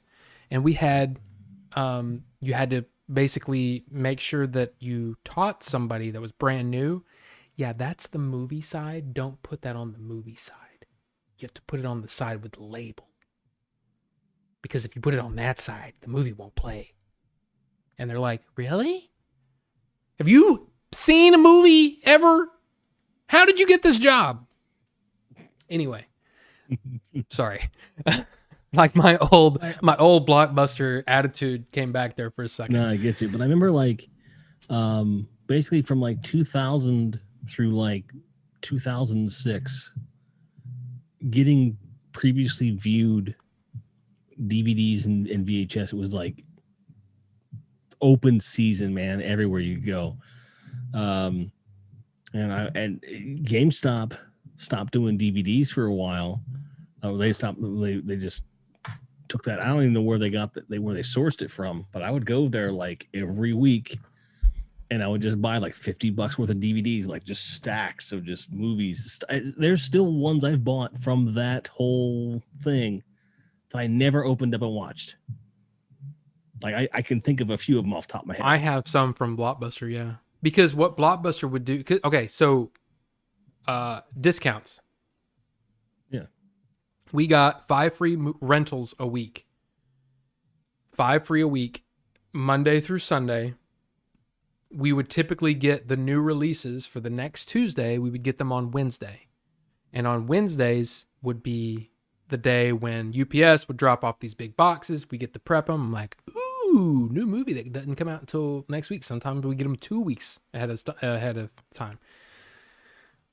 You could rent those and then rent games. We never got games early, ever. You couldn't pre-play games. You had to wait, and that was the thing. You couldn't get them for free within the first however many days of release because they didn't want employees just rechecking them out every time they came back to work. People would never get to rent them. So you'd have to wait or pay for it. And Rufus, Billy, and Jay, I know they paid for their game rentals sometimes because they wanted to play this brand new game. I was like, I don't care. I'll watch a movie, I barely ever rented games. It's a weird thing. Looking back, it's like, man, you can really tell the difference. Even back then, I was just a movie guy more than anything. I mean, it had to be really special for me to want to rent the game, because then I would get hooked on some series. Like I remember Sopranos. Holy crap. Somebody said, you got to watch the show. And I'm like, I don't like that. I don't care. Just watch the first one. Just watch the first disc. First season was like 6 discs. I went back. It was on like a Sunday, right? So I hadn't rented anything that week. I said, I'm just going to rent the first one and just watch it. Went back, returned it, got the next 4, and then waited till the next day and rented the rest of them and binged. I mean, seriously, in just a couple of weeks, I binged the whole series up to that point. Oh my God. Renting that was awesome. But then you also got discounts, like I think it was 20%. And then sometimes what they would do is they do the big previewed movie sale, 4 for $20, and then we'd get 20% off of that. And so what I would do is again, I'm a movie dork. I love my movies, and I loved rare movies. So I would look in the system and go, we don't have that. Let's see if they do. This store over here. I would go, in fact, it was one of the stores, I can't remember which one, but it's one of the stores in Irving used to have this ridiculous selection of rare DVDs. Wasn't me doing it, but somebody was ordering some crazy movies, some movies that you never see. And I went there and bought a bunch of movies on sale. And I still have them all. And then I have, there's some movies that, I don't have, I don't think I've ever seen them. Like there's, August Rush is one of them. It's got the kid from the Psycho series, the Bates Motel, Freddie Highmore. Is that his name? Come on, Jim. No. I always saw Psycho once. I was, but this wasn't the movie. This was the Bates Motel, the series. The recent series. He was a little kid. He was in the Willy Wonka and the Chocolate Factory with Johnny Depp. I don't watch Johnny Depp movies. I'm one of those people that has that weird catalog in my brain, like an IMDb in my brain. I have the same catalog. We just have different things in the catalog. See, we should play the Kevin Bacon game sometime and see if we can stump each other. That. But like, you know me, I have this big hole of pop culture that I don't like. If it was on TV in the last 15 years, pretty good chance I haven't seen it. Most of your mainstream films, nope. I like what I like. I'm a habitual rewatcher, but I've been trying to get better at that because I realized the other day, I'm like, man, I got all these streaming services. I need to start watching stuff. And see, that right there is part of the reason why I quit buying a lot of physical, is because it was taking over my house. I mean, I have a cabinet that's built into the bonus. We didn't, and it was full of Blu-rays and DVDs. I never watch them, and it's because I got to where it has to be a really special movie for me to want to watch it the 3 times. Because even a movie that's worth watching twice ever was still not worth me buying. I was buying everything. at the time. Like I could easily prune my collection down a bit, but at the same time, it's like, well, I already have it. I'm not going to get any money out of it. It's going to go in the trash, and I can't. Right. And Can't that do that. makes sense. I totally get that. But there's a lot of movies that I've bought over the years. I didn't need to buy that. That's a one watcher. Definitely the same. But like when it comes to physical media, now with movies, like you said, it's got to be something special, or it needs to lend itself to a good home theater experience. Because so few digital like streaming versions of movies have a good sound mix on them. You're almost always getting to 2.0, almost always. Some will say, "Oh yeah, it's surround," but you have to have the TV hooked up to the receiver just the right way. And that's one of the things about, to me, the argument of DVD, or I should say 4K Blu-ray versus streaming. Most people on a regular day won't be able to tell the difference between the two. Right, but for me, it's definitely a sound thing too. Like everyone with their sound bars and whatever. Like screw that. Like give me like a surround system. Like I have a not as crazy as yours, but I've got one that it does the trick, and I love watching movies like that. It's something that it's an event. You make it really an event. Like, and it's gotten to a point where between where I was living in Houston and then now, so I've been deprived of that for a long time. I'm probably going to do a lot of that, sitting in the living room with the surround sound and watch movies super loud. Well, I told you when I get the house, or maybe I didn't. I actually can't remember. And now with the Discord, it fragments my brain. It's like I don't know what stories I've told on stream, what stories I've told on Discord, what stories I've told you. Yeah. Wow. Okay. Top Gun. Bought the 4K Blu-ray of Top Gun. Yep. Apparently, the DVD that I have of that, because I never bought it on Blu-ray for whatever reason, and I think it was probably like, I got it on DVD, it's fine. I haven't watched Top Gun on this surround sound system ever. So, my idea of the soundtrack of Top Gun is still sort of etched in the old VHS days. What is that? What was it called? The old Dolby Pro Logic days. Yeah. So it wasn't, the channels weren't split correctly. Everything competed with each other. The soundtrack competed with the sound effects, all that stuff. It was a transcendent experience in there. Yeah, watching Top Gun. Because I saw it in the theater. I saw it in the theater, and I remember how good the sound was. It won an Oscar for sound that year as well. And when I did get it on DVD, that was it was one of the first DVDs that I bought when I bought the surround system. And just on a little 5.1, that was already like, oh. And then when I got a 7.1 and I saw it on Blu-ray again, because I bought on Blu-ray 5 years ago or whatever, and I watched it, I was like, oh. But it was just one of these things where there's certain movies, like I'm really I'm into sound, and I always look in little fine print, like, what kind of mix does this have and stuff. And it's gotten to a point where I'm kind of resigned to the fact that probably going to need to get another receiver. I don't want to, but I probably need to because of all the new codecs that have come out. Atmos. Yeah.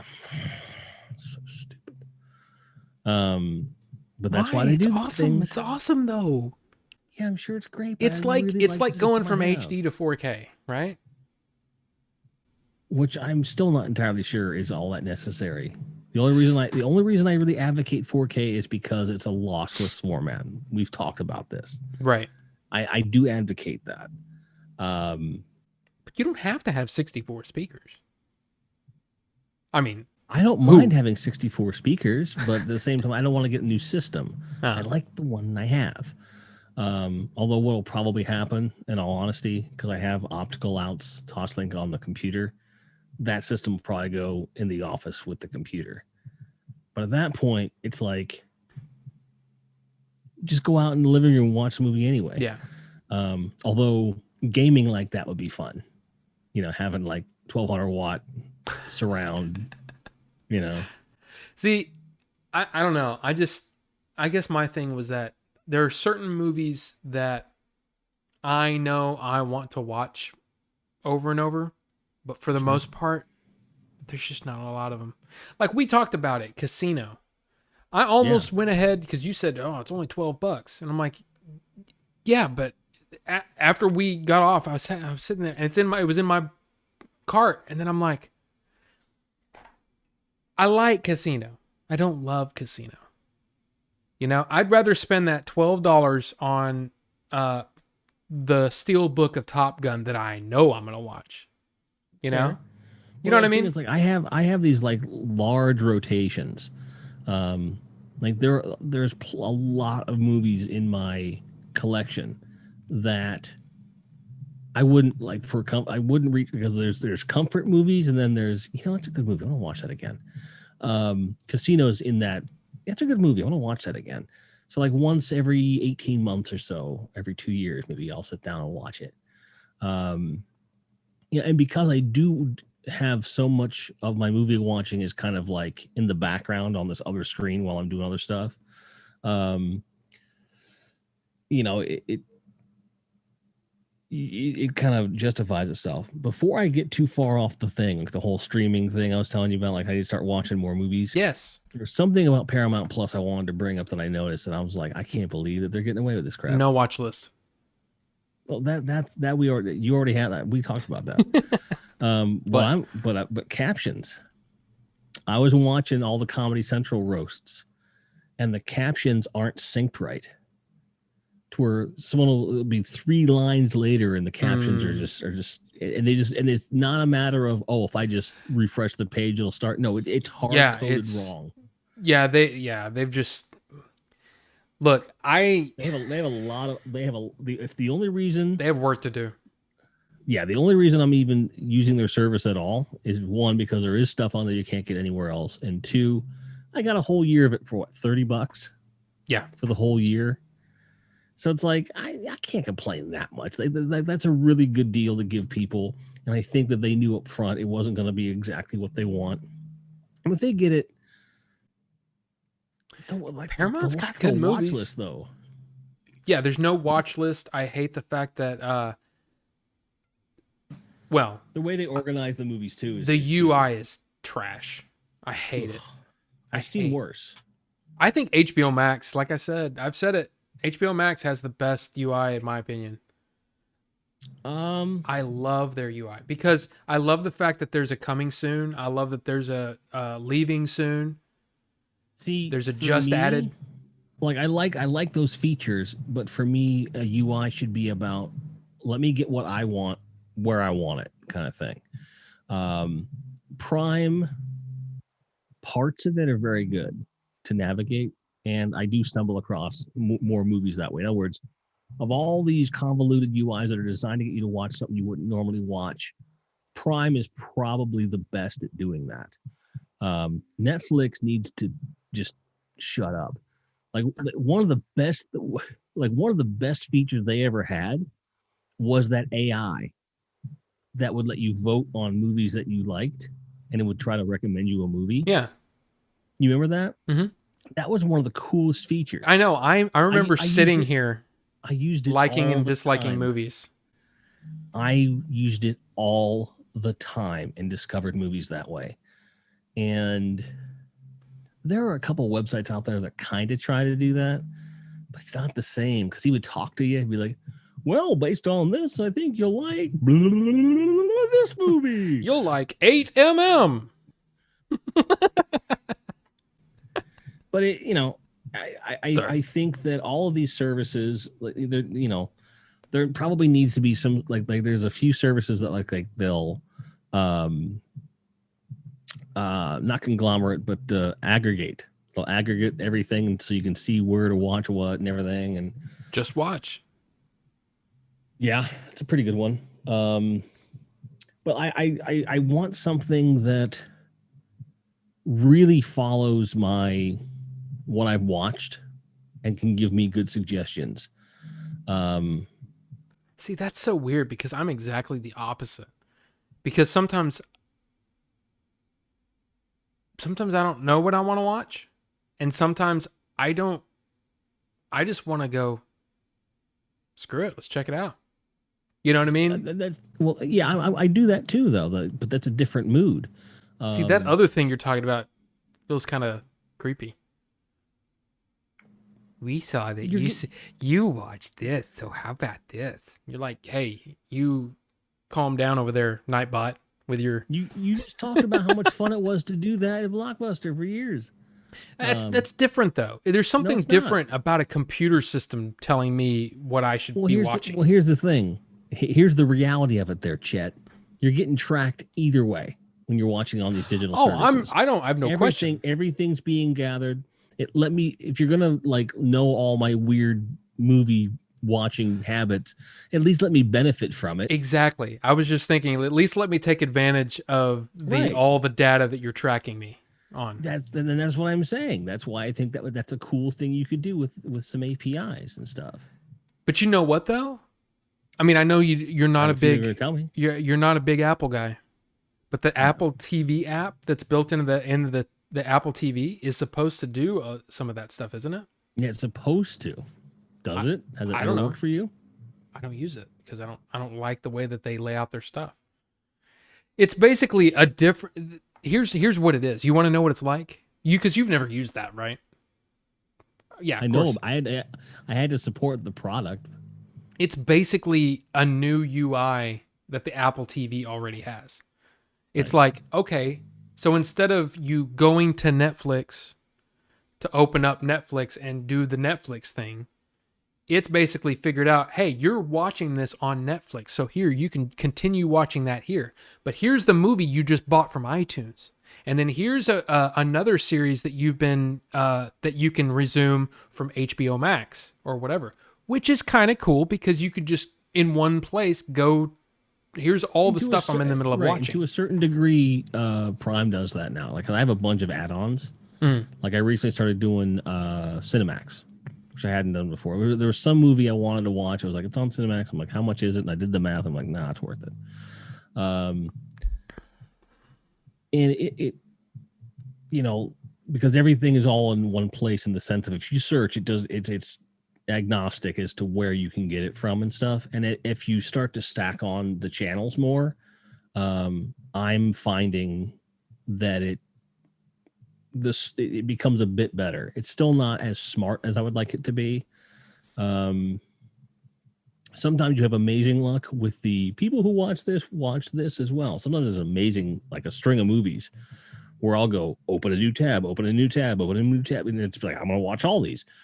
Other times you're like, why would I ever want to watch that stupid fucking movie? You know, like why would you put that here? You know, like if you like Lethal Weapon, you might like, Troll, the Troll movie from last year. Like, no, that would not like that. I would not watch that. So basically okay. So maybe we should come up with a streaming service that has a little bit of a personal touch. And because really what you're trying to do is you're trying to get almost in a weird way, you're kind of trying to bring back the video store experience with somebody who knows your likes and dislikes. Well, it Why doesn't have to not? be a streaming service. It should just be something that it's like a database of movies. Right.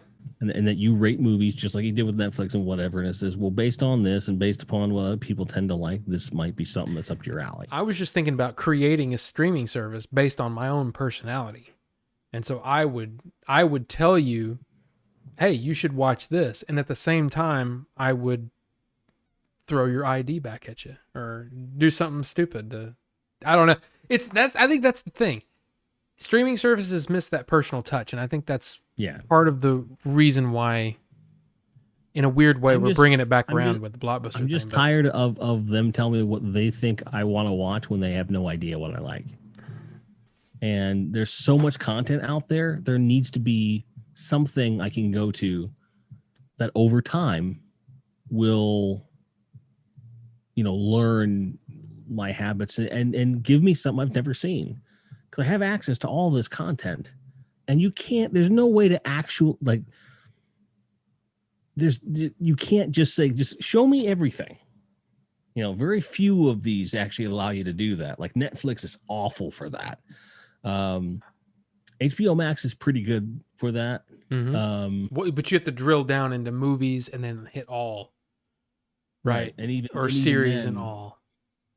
And it's something where, and this is what's part of why they don't do this, is because once you get through like A to like D, you start seeing things over and over again. Every time you go there, like you start to trick yourself into thinking you've already watched something that you haven't actually watched. So you just scroll past it because you want to get to the next stuff. There Well, and has to there's that be fatigue of just the breadth of content that like Netflix or Amazon have, because there's so much. That's the thing. That's what I was talking about on HBO Max. It's one of the best things about it. It's almost as if it was curated, because they don't add 150 titles on the first day of the month. They add right. 12. And usually they're all, I mean, you may not like all of them, but they're all like, hey, that's a movie that won some awards, or hey, that's a movie that was really popular 2 years ago. They're not Right. adding some look, and I'm not saying anything bad about Bollywood movies, but how many Bollywood movies do we need on Amazon Prime? You know what I mean? And I think that's part of the issue, is that I feel like I don't know, because there's a part of me needs to that be a thinks that way that to should be there.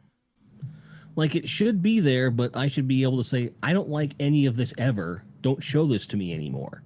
Yeah, Because I like you won't should be able watch to a lot of say, Bollywood movies. I'm not a like if you, for whatever reason, said I don't like horror movies. Right. You should be able to say I don't want to watch horror, or I don't like romantic comedies. How about that?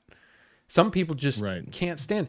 There's only like 3 good romantic comedies ever, in my opinion. But anyway, because they're all the same movie, They pretty really much, you know. But then there's that same thing though, where you can say, well, horror movies are the same too. They're all sci-fi, Star Wars, shooting things. Shut up. Like, yeah. What And was my although, problem today? I'm just getting all like agitated. but like, I'm definitely there with you. I just feel like that there's I feel like Apple TV, honestly, from what you're saying, it's probably the closest, even though it's probably something you'll never ever use. Because no, I can tell you right now, I will never use it. Yeah, because you're not an Apple guy. No, never will be.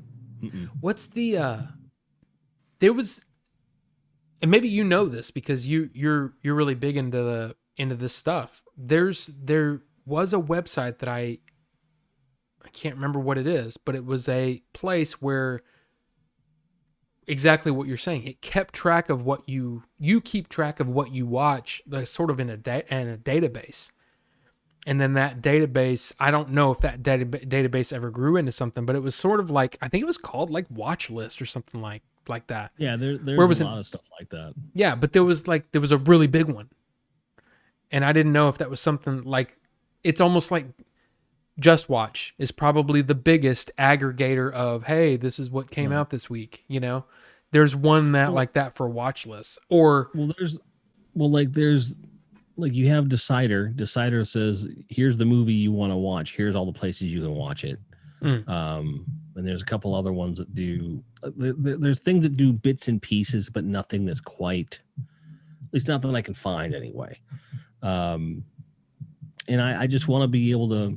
I wanted to be able to discover some stuff that I would never, because I tried that the other day, and I came across a movie that I was like, well, it's got Louis Gossett Jr. in it, and it's got Judd Nelson. I like Judd Nelson. I love Louis Gossett Jr. Let's go. I didn't even make it 20 minutes into that snooze fest, man. And then I start reading the reviews, and apparently it's one of those religious propaganda films.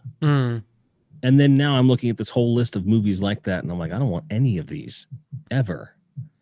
And it's like, well, I imagine Judd Nelson and Louis Gossett Jr., that was just a paycheck. And they're like, I don't care about the script. I'm just going to do. There's so much money in those movies too. Because I watched Iron Eagle yesterday morning before lunch. That's a movie I almost any day I can watch Iron Eagle. Like I just love that movie so much. And as with many movies I grew up on from like the video store, I love watching on streaming services or on DVD or Blu-ray because there's so much more in the movie than there was on the TV versions of things and stuff, or from dubs and whatever. There's like big chunks of Iron Eagle that just were not on TV ever for runtime. Do you remember? Because I've watched Iron Eagle countless times, and I don't remember at least 30 times. Yeah, I've seen it. a lot. It's a fun movie, dude. Top to bottom, back to front, and the model work was really good in it. Like you could, it was almost seamless.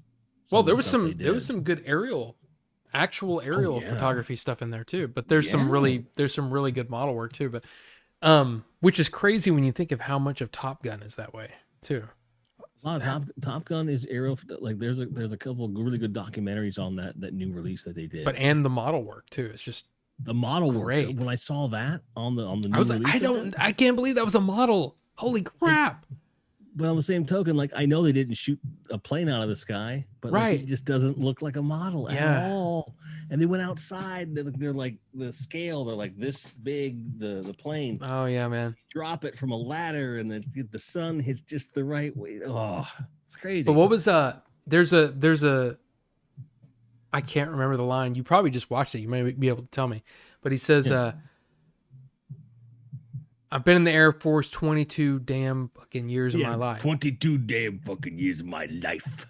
22 years. Yeah. I've seen little boys blow the air over the Pacific.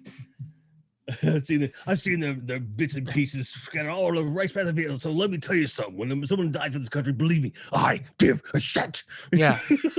But here's what always bothered me. 22 damn fucking years. It's the way he said the way he says that. You can see he's saying something that's not that. Yeah, on the TV version, he said 22 backbreaking years of my life. 22 years. Yeah, but that's not what he's saying. He says mother effing.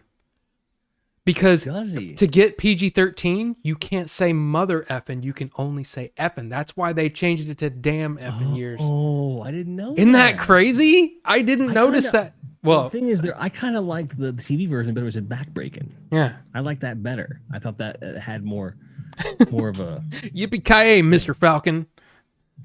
Yeah, right. But like, there's so much about his delivery in that film that I just love. That just makes me feel warm. Oh, he's so good. He's so good. Where he's like, there he goes again. Just like when he's.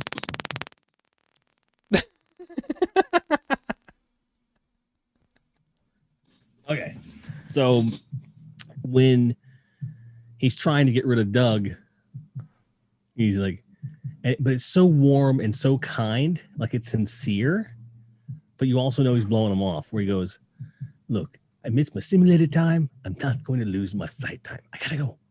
And it's just like, so like, oh, and and then like when they put the tape on after Chappie gets shot down. And he starts dancing. Oh, wait. What? Wait. What are you talking about? I thought you were talking about when he starts dancing and he's like, no. And he's all like, that's good too. But like when Chappie gets shot down and then Doug puts the tape on. Yeah. And it's like a compressed, bassy Louis Gossett Jr. A lot of things must have gone wrong. Listen to this tape. And I'm like, that's like pre-Morgan Freeman. Yeah. You know. What was the oh crap. I haven't seen it in so long. You got to give me some context. What's the dad's name? What's the dad's real name? Masters. Right. Masters. But what's his real name? That actor. Complete cheeseball. Yeah. Everything. If you've seen him in anything else, it's like, you're a cheeseball, dude. He's ham. Oh, he's so bad. He sticks out as being kind of bad in that movie. Oh, it's a little bit. That was another thing that I was thinking about too. Is the Louis Gossett Jr. is the part where he's like, "Hey, this is the blue bird." You know when he's kind of. Yeah. That's one of the things that wasn't in the TV version. Oh, so good. They went there like, he brings some white folk in here too. We have some we have some deep conferencing we have to do. Well, excuse me, excuse you.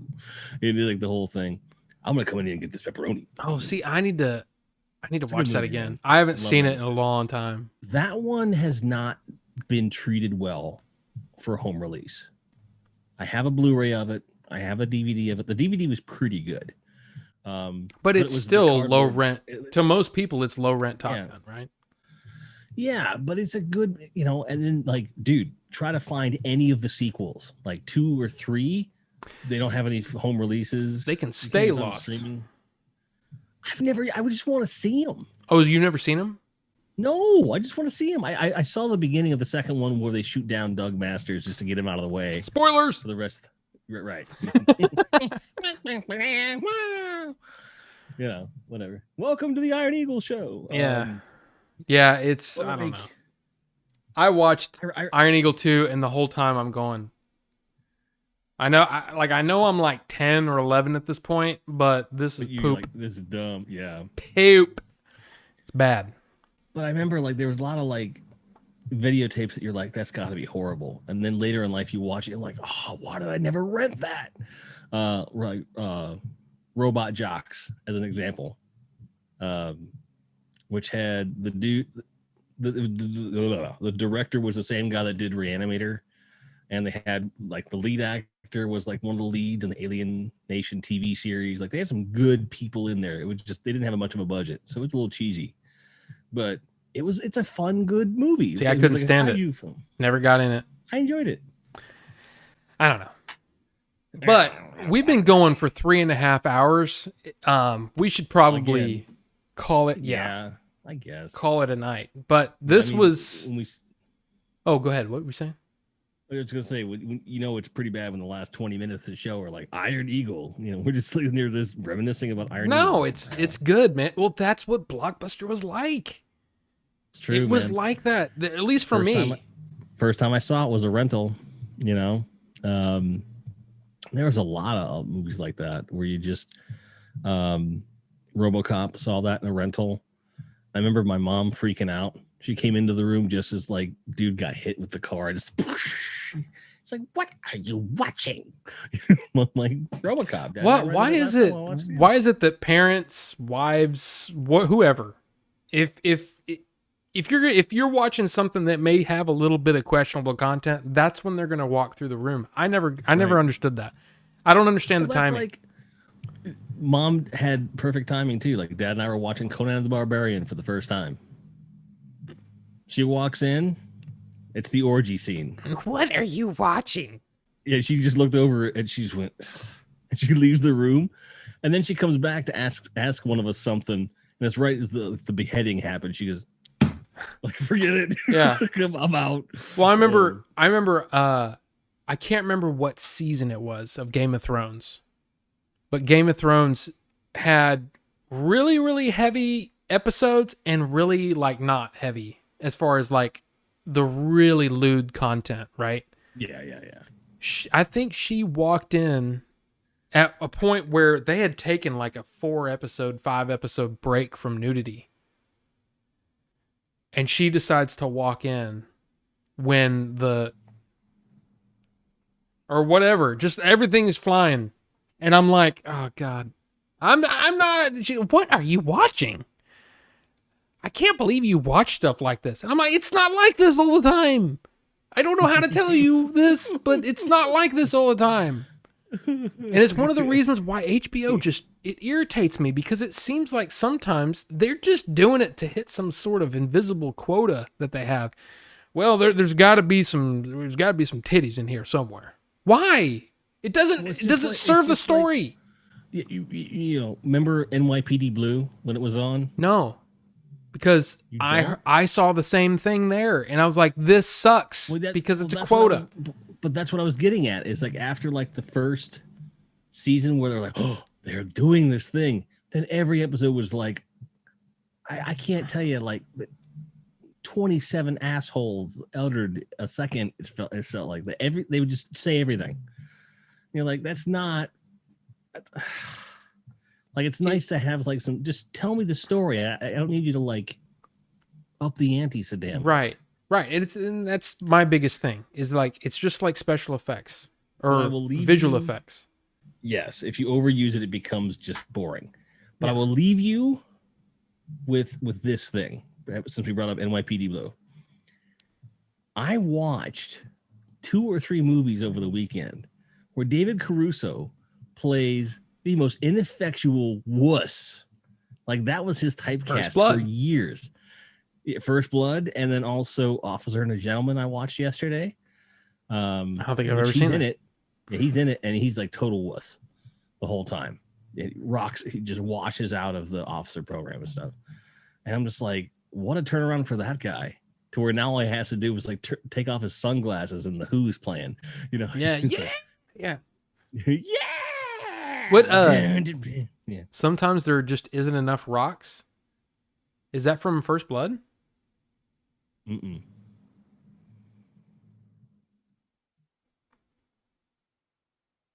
I'm trying to figure it out. I know. He does that. What, enough rocks to throw at David Caruso? I mean, because I would. I'm not a fan of him as an actor now. I don't like his tough guy persona. I don't buy it at all. Because all he's doing is basically whispering his lines. Like, I actually how you liked. doing? There was a movie that he did. Jade, right? Was it Jade? It was after NYPD Blue. That was the movie that was supposed to break him into No. It was another movie with Nicolas Cage. I don't know what it is then. And Nicolas Cage played a super referring to body parts. Referring to body parts. I got you. Remember that movie Body Parts with Jeffrey Jeff what's his Fahey. name? Jeff Fahey, yeah. And then like it was kind of like a 90-minute version of one scene from Evil Dead 2. I remember bits and pieces of that because that was something my friends wanted to watch, and I was just like, I'm gonna. I just remember. But the thing is, that's one of those covers that the videotape, the cover just always drew you to it. Cat's Eye. I remember Cat's Eye. The cover of that was like, what is this? And then there was of course Slumber Party Massacre for obvious reasons. Sleepaway Camp was an interesting one. That cover was like Fright Night. That was an awesome cover. There's a documentary that In Search of Darkness. A bunch of YouTube creators put these series of documentaries out, and I've gotten into their stuff a lot. And when you get to that stage, yes, you run the risk of like reiterating some stories you've heard in other documentaries and so forth. But like when they got to Fright Night, he talks about how when they filmed the scene where the girl turns around and she's a vampire, and he was like, at the last second, he goes, send her to makeup. And he calls up makeup. He says, I want you to make her mouth like a shark. I want this to be so over the top. He's like, I think we need a bigger scare here. And that becomes like the image that has sold the movie for 30 years. And he was you could tell that in the interview, he was very tickled with himself. He's like, that stupid one-off idea. I just told him to make the mouth look like a shark. Like that sold the movie right there. That's a great movie. Okay, we gotta stop talking. Yeah. So Jim, again, thank you for being here. Of course, it's always a joy having you on the show, and of course, just chatting with you anyway. It's great. It's so much fun. It's fun. But I want to say also thank you to all of you who hung out and watched. I mean, gosh, we went through so many stories, some crazy ones. But so thank you, Jim. No, thank you, sir. I had a great time. Thanks for having me. Oh yeah, it was amazing. Bye, everybody. Y'all have a great night. Thank you. Caruso's a wuss, guys. Good night. Bye.